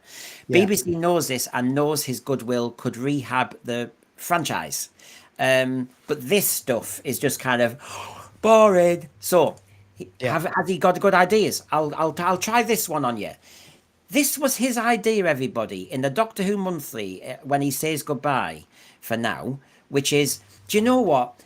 This is how we were doing season 1 and 2. And he says, look, I don't know what the big crossing out for season 1, episode 6 is, but I suspect we were shifting seasons with an Elms. I think Kate and Bryony came in slightly later with the Rogue pitch, and I thought, oh, I like that, so I guess I bumped it up. So that's just the start. So basically, let's just say that again. Why did he like the Rogue idea and decide it had to go flying in? Because I didn't hear any Doctor Who in that pitch at all.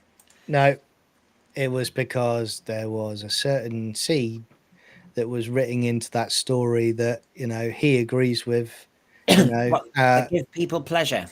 That give people pleasure. Yeah, exactly. And again, I saw that this was coming because I'd seen those writers and what they'd done on the Loki season, for Disney Plus. So again, that is his main focus. If he gets a script in, it's about that first. It's about the agenda first. The story is secondary to it, and it's completely the wrong way round now. I mean, not even the wrong way round. You should have a tight script, nail it down, but he's not now, is he? He's completely captured by his own movement. No. It's a And shame. and this is the point, everybody. When I'm asking, this is what the BBC should be thinking. Whether you keep RTD on, knowing there's other people sniffing around. So he thought the Bridgerton cosplay idea was brilliant sci-fi. Next, then he also says that he had a brilliant idea for the end of the reality war and everything. Right. So get ready for this. Sorry, season 1. So wouldn't this have been a brilliant end to season 1? The big part of the plot was the Doctor simply getting to meet Susan, that's Susan Triad, because she had layers of security around her. And Mel, undercover, would have reported that Susan Triad had a mysterious steel door in her private office, and Susan would demand to be left alone to open it.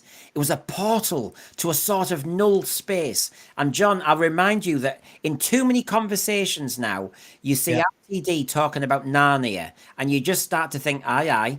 It was a portal to a sort of Narnia. She was a lot more aware of her heritage and those first ideas. And we went into that room to commune with Sutek, right? And then, John, I know you're on the edge of your seat because this is brilliant. This is so much. I can see why they give him 100 million. And of course, go on. Well, again, mate, straight away, I will say he's literally nicking a Moffat idea, because Moffat did that with a Great Intelligence. Do you remember? He had the woman in the room. She'd go into a suite, and then she'd talk to the Great Intelligence on the screen. So he's basically taken someone else's work and he's going to rebadge that potentially, or that's what he was going to do. He even mentions it there because he talks about the unit tower, and I think he says somewhere else about Matt Smith went up the tower on a bike or something previously, which is the same episode. But again, the whole the two towers across the city looking at each other and all this nonsense. No, we don't want any of that. We want monsters, we want scares, we want to hide behind the sofa, and kids do as well. And can I just say, this is the intelligent writer who decided to have a unit headquarters in a built-up metropolitan area where the public surround it, and also to have all the dangerous creatures in a basement in that tower with all of the public living around and working around that area.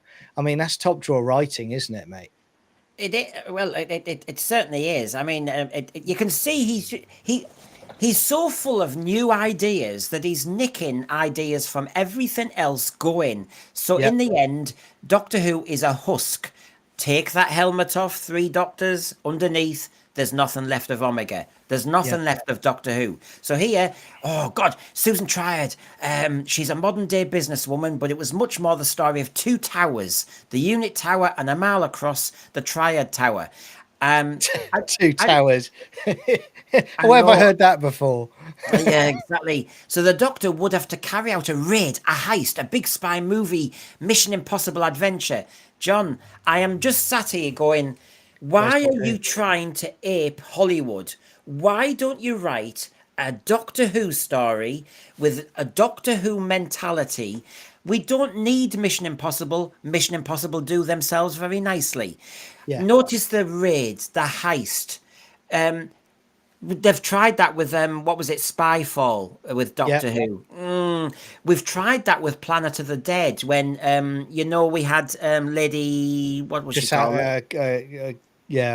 Christina, wasn't it? Yeah, Lady Christina at the very beginning was very Mission Impossible, wasn't it? Can showrunners and writers please ape nothing? Doctor Who is such a magical brand. We don't need to go, I want to copy Superman a bit. I want to stop it. Now, I'm a chief executive, pretend, and I'm listening to all this bluster, and I'm thinking, that's not Doctor Who. And we can't afford it. Can I just say, we can't afford it. You're right. I mean, again, mate, I mean, just jumping in, you're right. If you're an exec, you're sort of like, going, well, hang on a minute. Aren't we making a Doctor Who series? Why are you talking about Mission Impossible in your pitch, potentially, about a Doctor Who story? Where's the monsters? Where's the scares? You know, where's the threat that the Doctor's got to fix? You know, but you've fleshed out a lot of room to have an episode where you've got the diversity A team turning up in a helicopter. You know, that's this is when you drew it down with what he's doing now, the writing, there are so many things that don't make sense. But for me, I'm looking deeply at it now, and it's like there's little things that don't make sense in the universe, and it's like, I'm sorry, I'm going to say it, but you know, that Doctor Light episode in season 2 with the monsters in Conrad, why were all of unit coming in a helicopter, like the command center people? Why were they all coming to the village? Wouldn't you send your soldiers out and you wouldn't take charge of that? I don't understand that. This is where I don't understand. He's so focused, or he was so focused on basically putting his agenda into the Doctor Who scripts. He wasn't spending the necessary time making sure the scripts actually work together. And the other thing is, I think Squinty Mint makes a good point here, and I will obviously, I'll say it now, because you know, there's different things to go on here, and we all know that the Philip Hinchcliffe era obviously did ape other shows, but they really Doctor Who-fied it, didn't they? They really did. It wasn't The Mummy, it wasn't The Thing, it was very much Doctor Who. So I get that, Squinty Mint. Yeah, you can maybe go a bit Lion the Witch in the Wardrobe, although I have to say, I think Stephen Moffat's already done that with a Christmas special. We've done a Christmas Carol with Stephen Moffat, and, you know, we do ape other things. I just think that Doctor Who, since it seems to be doing all its old folklore, right, leaning on the past too much, and then leaning into other brands, is actually starting to dilute itself so that new customers, new viewers, like in Vietnam, Haiti, and all this global streaming, go, I don't know what it is. It just seems like a cheap version of Mission Impossible. It seems it's a cheap version of Buffy. It seems a cheap version. I'll go to the main thing. Doctor Who has to now be emboldened and strong and confident. I agree, Squinty Mint. After 62 years, you might do a base under siege. Is that illegal? But No. But did Buffy do a base under siege? Why aren't people copying us? That's right, mate. Sorry, I mean, you know, 2005. I've said this before. Doctor Who was praised, you know, when it came back, and it was doing so well, and globally it became great because Doctor Who was doing Doctor Who. Now, with RTD coming back, what they're doing is, or he is doing, he's trying to copy other franchises and basically, you know, try and stay relevant by copying them. And a lot of them are franchises that are struggling because they're not staying true to what they should be as well. And this is the problem, you know, it's diminishing returns, and the guy has no ideas. I mean, you know, it should be no different with the execs at the BBC as it is with me in my work or anyone else that's in work. If I'm not performing, my boss drags me in the room and my boss tells me, you're not, pull your socks up, you're not performing. That is meant to happen. He has to have people doing that to him. And effectively, you know, from a work perspective, he should easily be past his third warning by now. Oh, yeah. I mean, as Rose Kirby says here, hey, Brendan and John, do you believe they've done the same mistake leaving the season finale with no direction, no fulfillment, no future? And I think it's unforgivable and horrid. We've got Mark Poskett, quite rightly, saying Time Heist was a very successful heist movie format. Whose story? Sometimes, Mark, I wanted them to be a two-parter. It had a good idea. Brilliant monster. That creature was stunning. Make it a two-parter.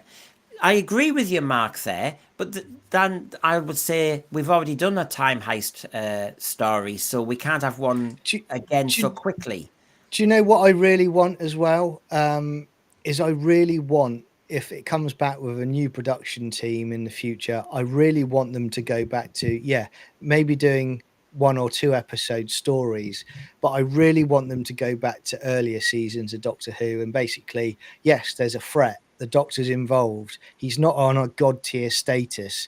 That's one thing. But also, there isn't a big universe shattering event every single season.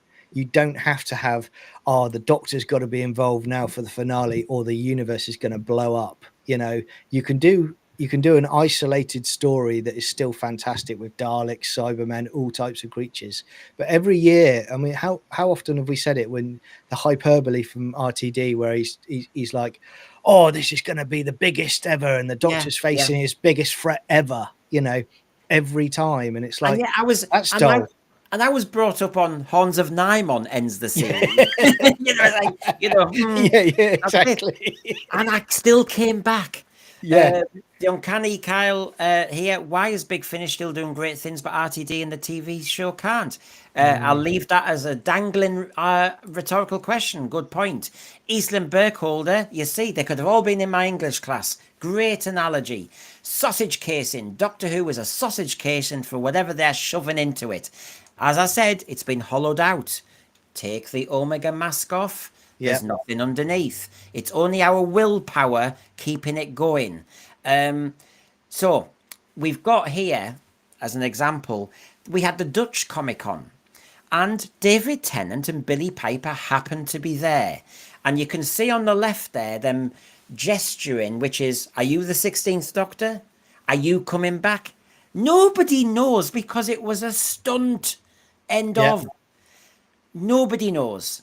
And I have to say, you know, if it's fun asking questions, it's not massive fun for a brand that's trying to go global to be talking about stuff from the past.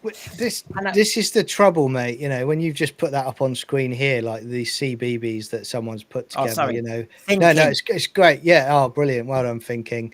The trouble you've got now is exactly the same problem they had when RTD came back. They ran before they could walk. They said, we're gonna produce 2 seasons back to back. We're gonna produce them, you know. So that meant that if it didn't work, they couldn't rewrite the scripts and amend it for season 2. They also pushed ahead with a spin-off series without knowing if the main season was going to be a success. They're now doing the same mistake now with this CBBS nonsense, where they're getting people to pitch for it and going, oh, we'll get toddlers involved and interested in Doctor Who. No, focus on making a serious science fiction show that scares kids, which is called Doctor Who, and people will get involved and will be interested in it. Once you've done that, you can do your CBBS and your spin-offs to your heart's content. But you keep doing this. You keep saying, we're a very popular brand, let's do spin-offs. It's not a popular band anymore. It is circling the drain because of what they've done. Yeah, and you don't need to. And it's like what they're trying to be inclusive by dividing everybody. Doctor Who as a main show doesn't need dividing. I loved the animated Star Trek episodes, but Star Trek wasn't being made. So that's all we had left. Anyway, I want to say again, Thin Kin's made these, and so thank you, Thin Kin. He's given me an exclusive with the Jodie Whittaker one. He'll then show it to everybody, but they're great, aren't they? And the point is, I back up everything you're saying, John. We're running out of ideas. What's your great new idea for a Doctor Who spin-off? I'll bring an old monster back. What's your great idea for a spin-off for the kiddies? Can we animate it? You mean Doctor Who just in animation? Yeah. Well, that's not a new idea. That's just a different format. You've got no new ideas. Of course, the war between the land and the sea. You know, I'm a die-hard Doctor Who fan. I love Sea Devils. I am going to get that Sea Devils out to you very soon. But that's not a Sea Devil. So I'm now no longer looking forward to it. So now you're turning the diehards off. Well, again, this is where and this is what annoys me with these people that produce Doctor Who now. I don't know if that's meant to be a Sea Devil or not at this point. No. I will just clarify that. But if you're going to do the war between the land and the sea, straight away everyone thinks Sea Devil. And Sea Devils, what they're trying to do now, they instantly go to, if we have a classic looking Sea Devil, globally it won't be accepted. Well, hang about. You failed over the last few years anyway. Why don't you keep an iconic Sea Devil image and in costume, but why don't you write a very, very interesting and compelling script? And then we'll see what happens. Because I'm willing to bet that if you still had the classic looking Sea Devils, but the story, the script, the acting was all top drawer, people would watch it and people would be interested in it. They're going down the route, I think, of what I say Star Trek Next Generation did under Rick Berman, where he basically said all aliens pretty much need to look humanoid. And again, no, that's not Doctor Who. You want to see the monsters. You want to be scared by the monsters. Yeah, that doesn't scare me. You want something that looks different to humanity because that's what scared us. Exactly.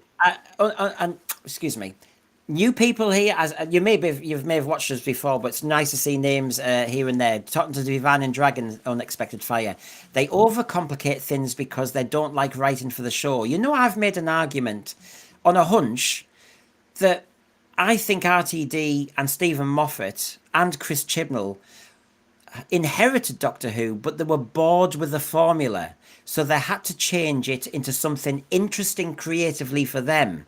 The trouble is, in doing so, they changed the show completely. And so I think it's their creative boredom. I wasn't bored with Doctor Who. Do you know, I've been waiting for Doctor Who now for a decade. I'm waiting for Doctor Who to come back. It hasn't come back for 10 years. I'm just waiting for it to come back. Yeah. I mean, I'm same as you. I mean, I'm now in what I call myself the wilderness years mindset that I used to have, where I just enjoy my classic box sets now. That gives me immense joy. I'm going back to the Target novels.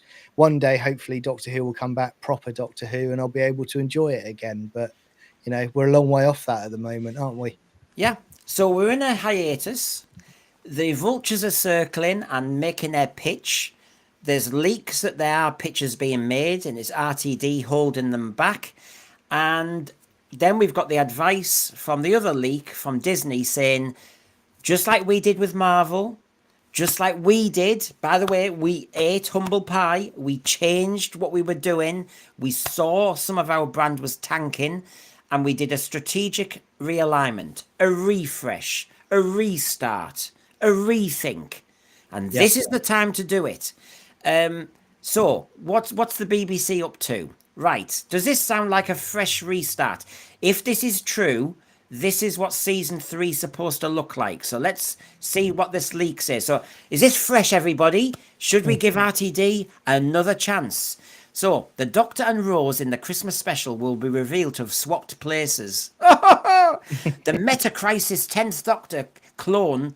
Oh, I'm already bored. That line already looks boring. Will make an appearance, attempting to help the new Doctor return to his universe and return Rose to her universe. Oh God, has that been done? Will season 3, episode 1 will bring in a Welsh companion called Penny. Everybody look at the writer's tale. You look at his discussions. He was going to have a companion called Penny. This sounds as though it's got merit. 3-2. He's not told me much, but it's set in the past. Okay, whatever. Third episode. This episode will be a sequel to Blink. Yeah, you see, new ideas, everybody. Yeah. And then I'll finish this one for a second. And then the fourth episode would be a unit Dr. Light story where the Trickster does make an appearance. This was supposed to be in season 2. Now, this is only a leak, but John, would you give him another year based on that? No, I wouldn't, and I'll tell you why. Because even if I take off, right, I'll take my Doctor Who hat off for a second, and I'll put on my logical hat. Right, if you're trying to get viewers to watch it, how is someone going to jump onto this when it is layered with lore, it's with history from, you know, arguably 20 years ago, or in that RTD1 era? It's not a jumping on point. It's just, this is what I mean about circling the drain. It's looping the same stuff now. It's not coming up with anything fresh whatsoever. Yeah. If I want to sound really gross, because it was on TV last night, I haven't seen it yet, but it's a famous scene that everybody's heard about. What RTD's doing to Doctor Who is what that character does in Saltburn with the sink. It's not fresh water.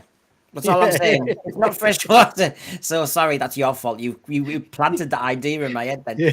Sorry about that. Sorry, everybody, before your tea as well. So sorry. Sorry, it's just a rhetorical question. Who's ever thought I want to do that in the bath with the manky bath water? Gosh. No idea, mate. It's just No. deprived individuals, devious Oh. individuals. I bet RTD's going, do you know what? I think I can do a Doctor Who meets Saltburn. Oh, oh God, help us. So, Tom McCarthy, Doctor Who doesn't need Daleks or Cybermen. We need an exciting story where he goes to the hairdressers and heads out for a night on the tiles, a gay disco, and has an argument with an intolerant straight man. Oh, wow. I'd make that a whole series. Wow, that sounds amazing. Gosh. Yeah. Can I ask a question about the Daleks as well? And it kind of leads into the Cybermen as well. But the first thing I would say is I actually cannot see the Daleks or the Cybermen existing in this universe that he's created now. Thank God.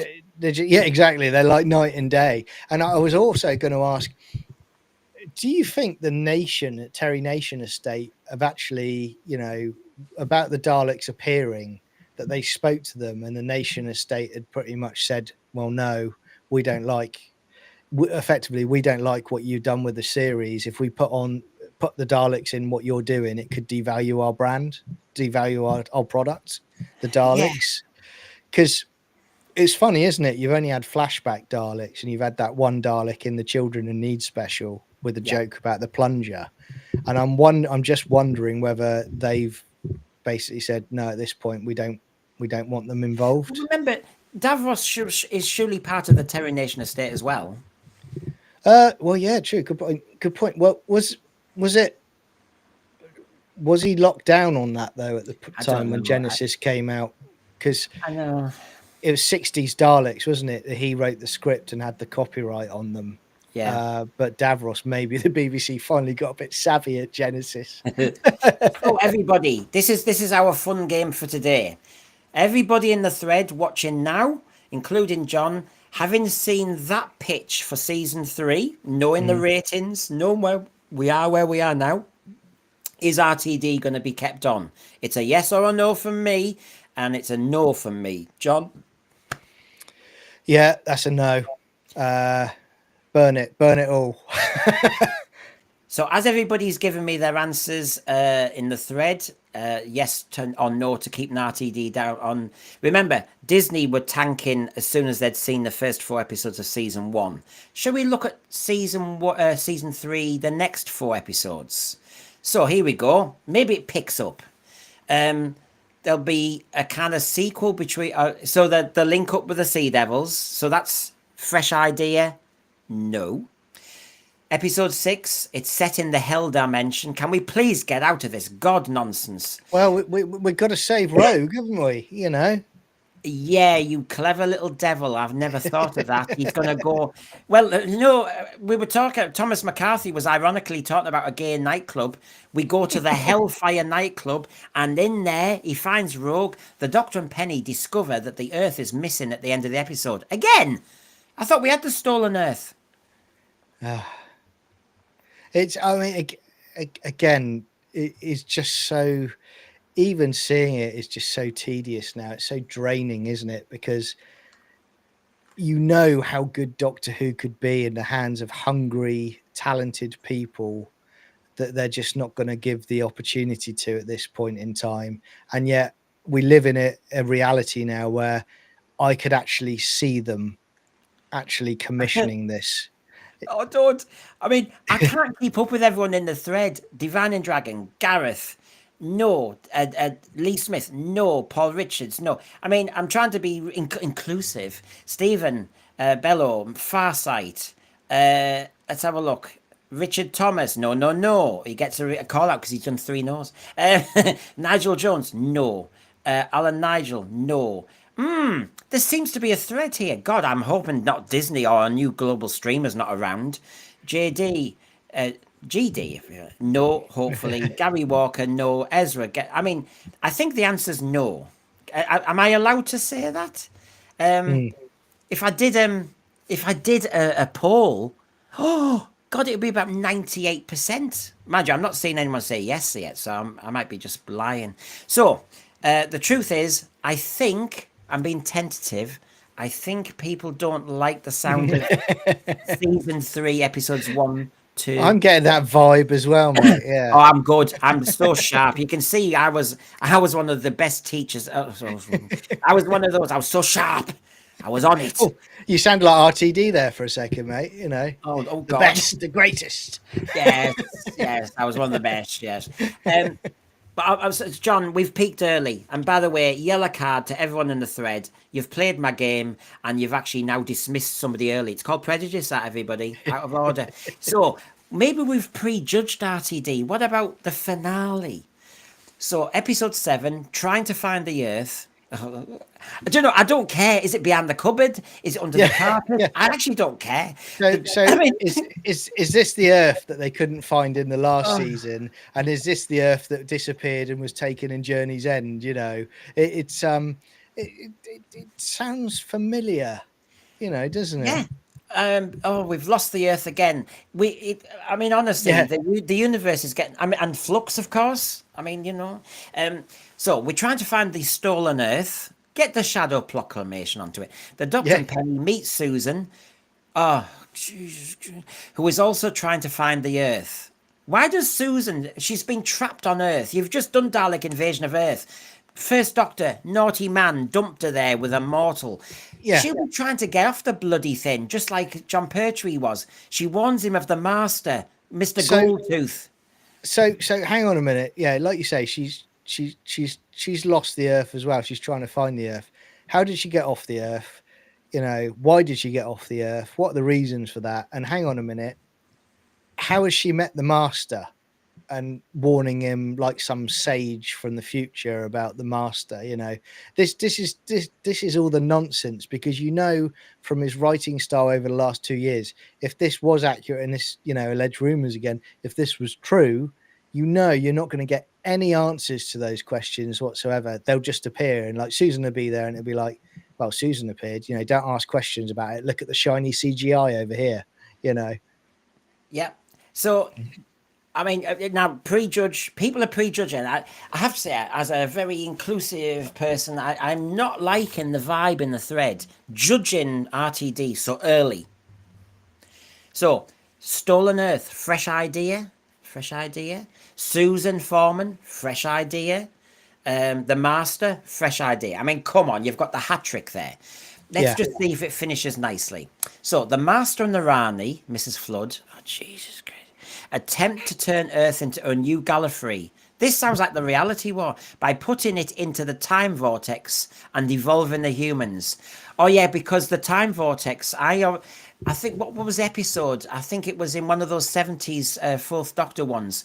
Isn't the time vortex like a spin dryer? I knew it. I knew it. Yeah. It's a globe. So hang on a minute. You've just done a season where you needed Omega as well to help bring Gallifrey back. But now you're going to work with the Master to turn Earth into new Gallifrey. Didn't the Master attempt to turn Earth into Gallifrey in season 3? Yeah, but that was so last year, John. That was so last year. So again, it's a possible leak, blah blah blah. But the point is, I'm seeing no evidence in reality or leaks that I'm happy. Okay, then let's do this and then move on. What about the season 4? Season 4? The Doctor's trapped in a TV show for the past 4 seasons. Right, I'm out. Bye-bye. No. And of course, I'm showing this mug of his again because he won't listen to any criticism. So if any of you, I've trapped you, you in the thread who've been slagging him off, going early, pitching early, saying, no, we need to sack him. I've caught you. I'm like the child catcher. I've snared you, because he will just say, you see, you're not my type. Sorry, I'm not listening to you. Go and touch grass. End of. You know, I'm going for this new demographic, John. I'm going for this new audience. And Disney's going, did you find it? Because we didn't. Back of the sofa. Yeah, I know. So, he doesn't listen. So would you give him the job and continue the job knowing he won't listen? They were accused by the Disney of creative overstretch and being deaf to audience feedback. Now, this was the other leak. Something will be true, something won't be. And I'm not going to read this to death, John. But basically, Stephen Moffat might be a rival. Oh, he's your friendly fire here. So, But true. Sorry, John. I'll just quickly yeah, go give a for it. synopsis. So basically, everybody, if you've seen this or not, is it true or not? Would Stephen Moffat come back? I mean, they don't want to let go of this brand. Anyway, No. let's just play it true for a second. I kind of like the idea where basically we're going to have lots of specials in season 3 of different doctors from the past. The trouble is, it lists things like Peter Capaldi, and Peter Capaldi won't come back. No. Christopher Eccleston won't come back. So there is an element, folks. I have seen this leak. I don't know if I really believe it, but the reason I'm showing it is because I do think there's an idea there to bring Davison back for one, Paul McGann back. And while they're thinking of what to do with the actual series, you could have some beautiful specials. That's why I'm mentioning that. Yeah, I mean, again, if anyone, I can see it actually being Moffat again. I joked a while back. I said, it's either going to be Moffat or Pete McTeague. Both of them, I didn't want to be involved with Doctor Who going forward, because it needs to move on. It needs to move away from the usual clique producing Doctor Who or being in control of it, because that's led us to where we are now. It just, and I was going to say, I see there it said Warner Bros as one of them. Yeah, I'd be very amazed if it was Warner Bros at the moment, because they're not doing very well financially at all. So I wouldn't think Warner Bros would be it. I think it's going to come down to 3. If it does happen, it's going to be either Amazon, Netflix, or even Apple might throw their hat into the ring. Because they've got money to burn, Apple, and they're like the stealthy lot who'll just pop in. but I will make that a separate pitch. Whether this is true or not, there's an element of it that would make sense. That while we're in a hiatus, while the BBC, Bad Wolf, RTD, whoever's still involved, is trying to fathom how you can make Doctor Who successful when it should be so easy, buy time, because Doctor Who does need to be on the screen. We can't just wait for 5 years and then suddenly it'll be popular by coming back. No, you can't stop and start. I would actually have it parked as an event on TV, but the specials would do it, and not David Tennant, Catherine Tate specials. No. That would no. A one-off Peter Davison, a one-off Colin Baker, a one-off Sylvester McCoy, a one-off or tour Paul McGann, and just, I mean, Jodie Whittaker if you want. Oh God, now the thread will kill me. No, but to be fair, try and get Matt Smith back. Try and just do a few of those. So Doctor Who is still happening, but they're in their time period. They're stuck in their time. It doesn't affect canon or do anything. Yeah, I never.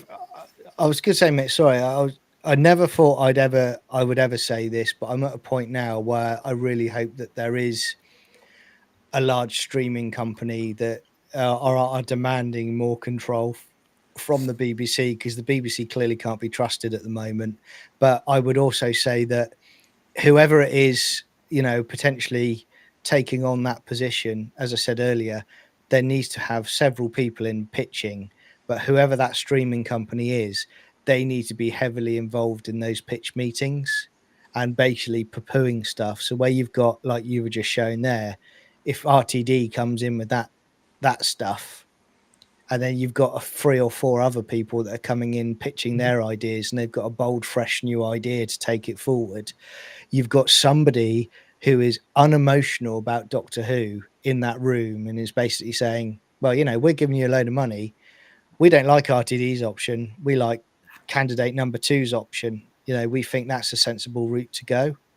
Yeah. That's what's needed. This is what's needed. And so what I've said, and I'll say it just dead quickly, while we're having this production pause, you could do something that doesn't affect the future of Doctor Who, but you're still putting it there like you're pitching a tent, and people will love it while you can. But you're doing serious thinking behind the scenes, and it's not called, repeat and spin that way. It's not. Now, just as we come closer to the finish, the Doctor Who TV website said it's time to go. Doctor Who needs a meaningful break and a new showrunner. everybody's saying it. So all I'm saying is, they make a few arguments. I'll quick synopsis. It's time for us to have a rethink. It hurts people to say this because we know what happened in the wilderness years. There's no guarantee. But may I say again, Disney said they had a rethink and they've now come out the other side. So the argument is there. And I just want to remind everybody about rethinks that Verity Lambert Russell T Davies SFX 2006 article. She said this, the great Verity Lambert, halfway down. I think one of the problems with Doctor Who is it went on for a very long time, and sometimes you need a gap. Time to take a deep breath and say, hold on a minute, things have changed around us and we need to incorporate those things. That is somebody who was on top of her game in the media. She had her own film company and everything. She is somebody to be listened to. A professional who is making that determination and would make a decision from a non-emotional perspective, and would have people coming in who are demanding they do this, they do that, and would be saying, no, this is what we're doing. We're going to have a break for 2 or 3 years. We're going to work on what we want to do to take it forward and bring it back to the essence of Doctor Who. That is what is needed now. I'm not sure we've got that in the BBC at the moment, that kind of mindset. And that's why I think we need a streamer to be involved to make an unemotional decision, who maybe have never even watched Doctor Who, and they're just going, hang on a minute, we need to step back here. What's going to be a success? How is it going to bring in a general audience as opposed to a niche minority audience? That's what we need. And this is my point. One or two of the mentions we've said about, some of the classic writers, producers being disrespected by RTD and what he's done to their brand and what he's done to their characters. And so I'm going to do the opposite. Verity Lambert, God rest her soul. I wish she was around because she was a successful, clever person. She took risks in the 60s, and I think we'll all be grateful for what she did. So I'm going to give her a shout out here in the way that she would say, you need to sometimes recalibrate, have a think, not rush into it and just do the same old tat. And unexpected fire. Yeah, Verity knows her stuff, so she may not be here, but can we still have her voice, please? She would say, let's stop for now. Yeah. I'm scaring you all to death. In Doctor Who TV, they say we should try and use showrunner. Stephen Moffat again? I've already shown you. No. But I do think we're at that point. If you're going to have a rethink, like I said with the football analogy, get a new manager. He's had a go. Yeah. Because the based on results. Yeah. Yeah, because the Doctor Who TV article does say Davies is no longer in tune with what both long-time fans and general audiences are looking for from the show. And look what Verity Lambert said. Have a pause and see what's happening now. He's getting on now, like we all are, and you're not down with the kids. Many fans have expressed disappointment with the storytelling and the fallen figures. Can I add Disney to that in the league? Then we've got, he didn't grab the under-30s. He says he's massively successful with them, but as Disney said, it's fallen between the cracks because they want the audience as well, and it wasn't working. To be fair, Davies did, he brought it back in 2005 and he made it a success. They wanted to be fair in the article that obviously because season 1 and 2 were made back to back, he hasn't had a chance to develop or adapt. That's not his escape clause. No. He should have known what better than me, because I'm not getting paid any money, that the TV landscape is not the same as 2005. So why was he doing a repeat cycle of 2005? No, he's had his chance now. And he knew what he was putting in, the content that he was writing was going to be very, very divisive, and it was only going to be appealing to a small viewership. He knew that when he was going in to do this. He can have all the ego that he wants to think this was going to be a global sensation, but you're telling me that there weren't also people within Bad Wolf or the BBC that walked out of those, you know, went the dailies and the rushes and basically didn't do that as basically they walked out the door from that meeting seeing everything and thought, we've just blown a load of money here, you know. Oh, yeah, yeah. So the conclusion from Doctor Who TV's article, because this is fans talking to fans, talking to fans, talking to Disney, talking to. Look at our thread; it's on fire today, and I feel as though I've got the vibe. After the massive backlash of the Timeless Child storyline, which seems like history now, during the Chibnall era, Davies not only kept it, but doubled down on it. That strongly suggests he doesn't reflect much on any criticism. And because his own work hasn't drawn quite as much heat as Chibnall's, he probably sees no reason to change. Do we call that hubris? Do we call that arrogance? Do we call that complacency? That's certainly not a vibe we want. Last one, folks, before we just about conclude. So basically, in essence, we need to change showrunner is the article there. The same lack of adaptability and flexibility from him, rather than feeling like integral parts of the story, characters such as Rose Noble and Shirley Bingham have been criticised for not being fully developed. In other words, he's being tokenistic, but he's not learning from it. One of the great strengths of storytelling is its ability to offer meaningful social commentary, but that only works when handled with nuance. And he doesn't do nuance. No, he doesn't at all. And again, I said to someone last week, actually, I said, you know, we were talking about Doctor Who, and I said, look, if you're gonna plan to write an extremely diverse Doctor Who with lots of diverse characters to fill your agenda, you've got to be bringing your A game to it, because if you don't, people are going to pick it apart. And he didn't. And Chibnall didn't. They went for the lowest branch on the tree, and this is the result of it. You know, if you'd written better, maybe it would have been more receptive. I doubt it, but there might have been a few more viewers in it. This has been overwhelmingly rejected by the audience. That's on you, RTD, and that's on you, Bad Wolf, and that's on you, BBC. I don't blame Disney. I know a lot of people hate Disney. I'm not a big fan of them, but Disney in this, I don't think this is Disney's fault whatsoever. This is an RTD thing. Yeah, Stephen O'Neill, a Christmas special to tie up the Billy Piper problem. But isn't it funny if you think of what you're saying? Because a couple of people have said the Christmas special to tie it up. But the Billy Piper thing isn't a problem, as in he created the problem. We could have had an open end, and then there would have been less of a problem. But he's now created a problem, so therefore RTD's needed to solve the problem he created. Timey-wimey. But who greenlit him to do that? They should have just executives. They should have just done right. Regeneration energy was shooty, fade to black. That should have been it. You know, that should not have been signed off at all. But you're right. It's lazy. They allowed this to happen. So he's created yet another problem. I've got Timmy here. Loads of new names. Please like and subscribe and pass the word on. If you think I'm any good, if you think the show's any good, we try our best. Russell, I've had enough of this immoral propaganda. You've killed the Doctor. I'm sick of this nonsense, and I'm sick. And it's awful. I don't delight in this, because I did like some of what RTD did before, and I've liked some of his stuff in other things. But I suppose everyone hits a time. He's hit his Harriet Jones moment, and I think don't hang around too long.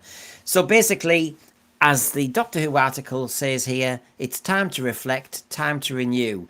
If there's a vibe and a theme in my show today, it is that Disney, co-streamers who might want to be involved, the audience ratings, production schedule behind. God, I could just list everything again. Why would I do that? The point is, we're at a point when really the show could afford to have a think and just get it right, because we've moved on. The world has moved on. I would also say it's a crazy day today, because I do agree with Rachel again with what she said in the chat about, you know, the fact is, I will give RTD a slight pass with the fact that he has to follow the BBC's diversity quota, and that's a major problem going forward for any production, because I read it a couple of weeks back, and literally it's like having your hand tied behind your back, before you even start on the production. You've got to have a diverse quota behind the camera. You've got to have a diverse quota in front of the camera. That's a problem because you're already saying this is what you're going to have to do.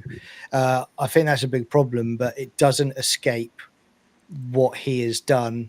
And those diverse characters, he could have written them to be more engaging, but they weren't. They were just one-dimensional creations. Yeah. So everybody, just to remind you, you can contact me. You can try and get on here. When I say try and get on, there's no test, but you write to me and come on. Diverse opinions is what I want. So the Hoopets are advising there. Please like and subscribe. I've seen some new people. We've hopefully given you a whole flavour of where we stand at the moment. And I have to say, I always said on the Sense Fair I wanted diverse opinion, but we seem to be coalescing around a certain opinion nowadays, aren't we? It's a shame. It's such a damn shame, really. So the Wolves are out after RTD. Rivals are in position. It's like a chess game, isn't it? And he's scrambling to prove he's still got skin in the game. He's still got something fresh to say. It's like Curse of Fenric, isn't it? With the chess game at the end. Spring the trap on me. So everybody, thank you very much for joining us. Thank you very much. I'll try and do more streams this week. I've got my Sea Devil ones coming up. I'm talking to Rachel about a Woke one again. That was the week that was Woke. We'll be around. Maybe even tomorrow. But thanks an awful lot, John. Thanks, mate. Give us a shout out for your channel. Go on.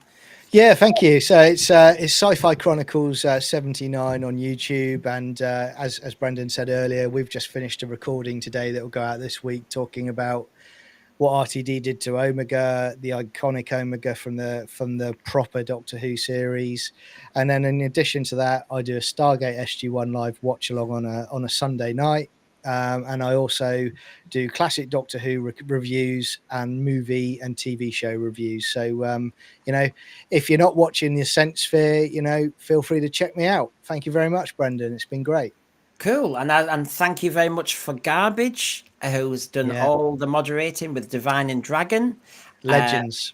Yep, and thank you very much to the thread. It's been a busy one, and a really busy one. Your opinions are allowed here, and as Garbage says, we might get 1 or 2 thumbs down. That means it's a democracy. That means you can't please everybody.